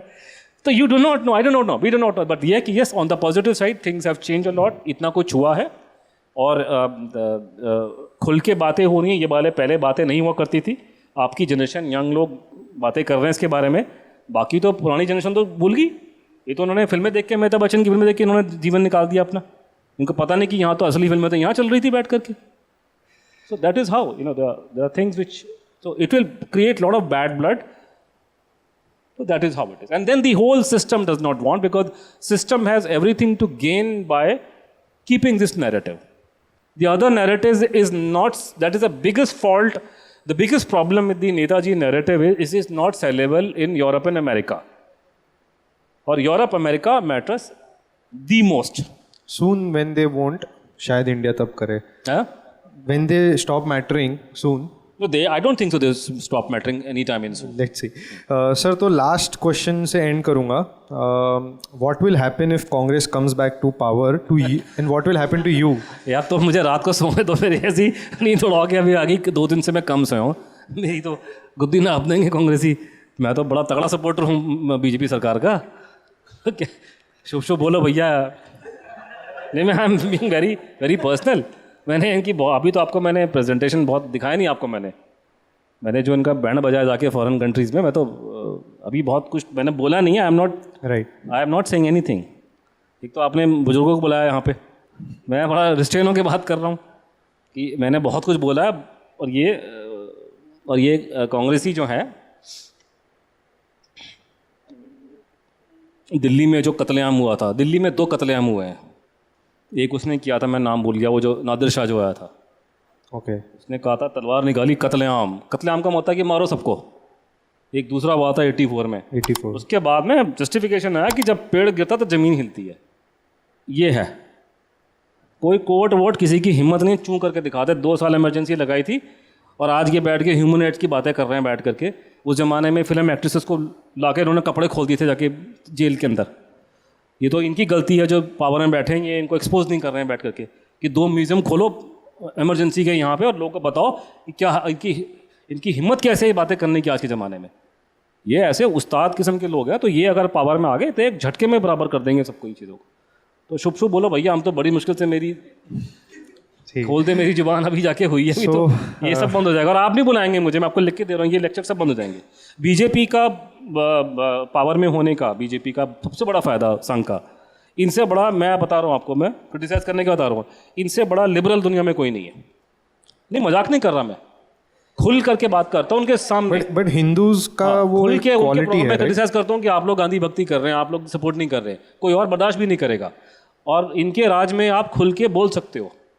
आपको नहीं पता, हमने देखा है थोड़ा बहुत, इतना तो हमें भी नहीं देखा नहीं। कांग्रेस का टाइम बोल के दिखाइए आप लोग, अरे आईबी पीछे लगा देंगे आपके। मैं अगर ये प्रोग्राम कर रहा होता ना अभी, यहाँ से आईबी वाले मुझे उठा के ले जाते। ये हरकतें की हैं, सबूत नहीं है, लोग गायब हुए हैं सुभाष वाले केस में। ओके तो कांग्रेस वालों के ये अरे उन्होंने इमरजेंसी ठोक दी है, आपको क्या समझ है अपने लोगों को, उन्होंने बंदे साफ करा दिए। ये बहुत खतरनाक लोग हैं ये लोग, बहुत चालू किस्म के खतरनाक किस्म के लोग हैं। तो भगवान ना करे ये वापस आए पापा, हमारे देश के लिए नहीं, मेरे अपने हित में नहीं है आप वापस आना, सारा केस खत्म हो जाएगा। ओके सो बहुत सारे क्वेश्चंस थे but we are running out of time. Thank you so much for your questions, but I am so sorry मैं आपके क्वेश्चंस नहीं ले पाया। And with that we end here, so thank you so much.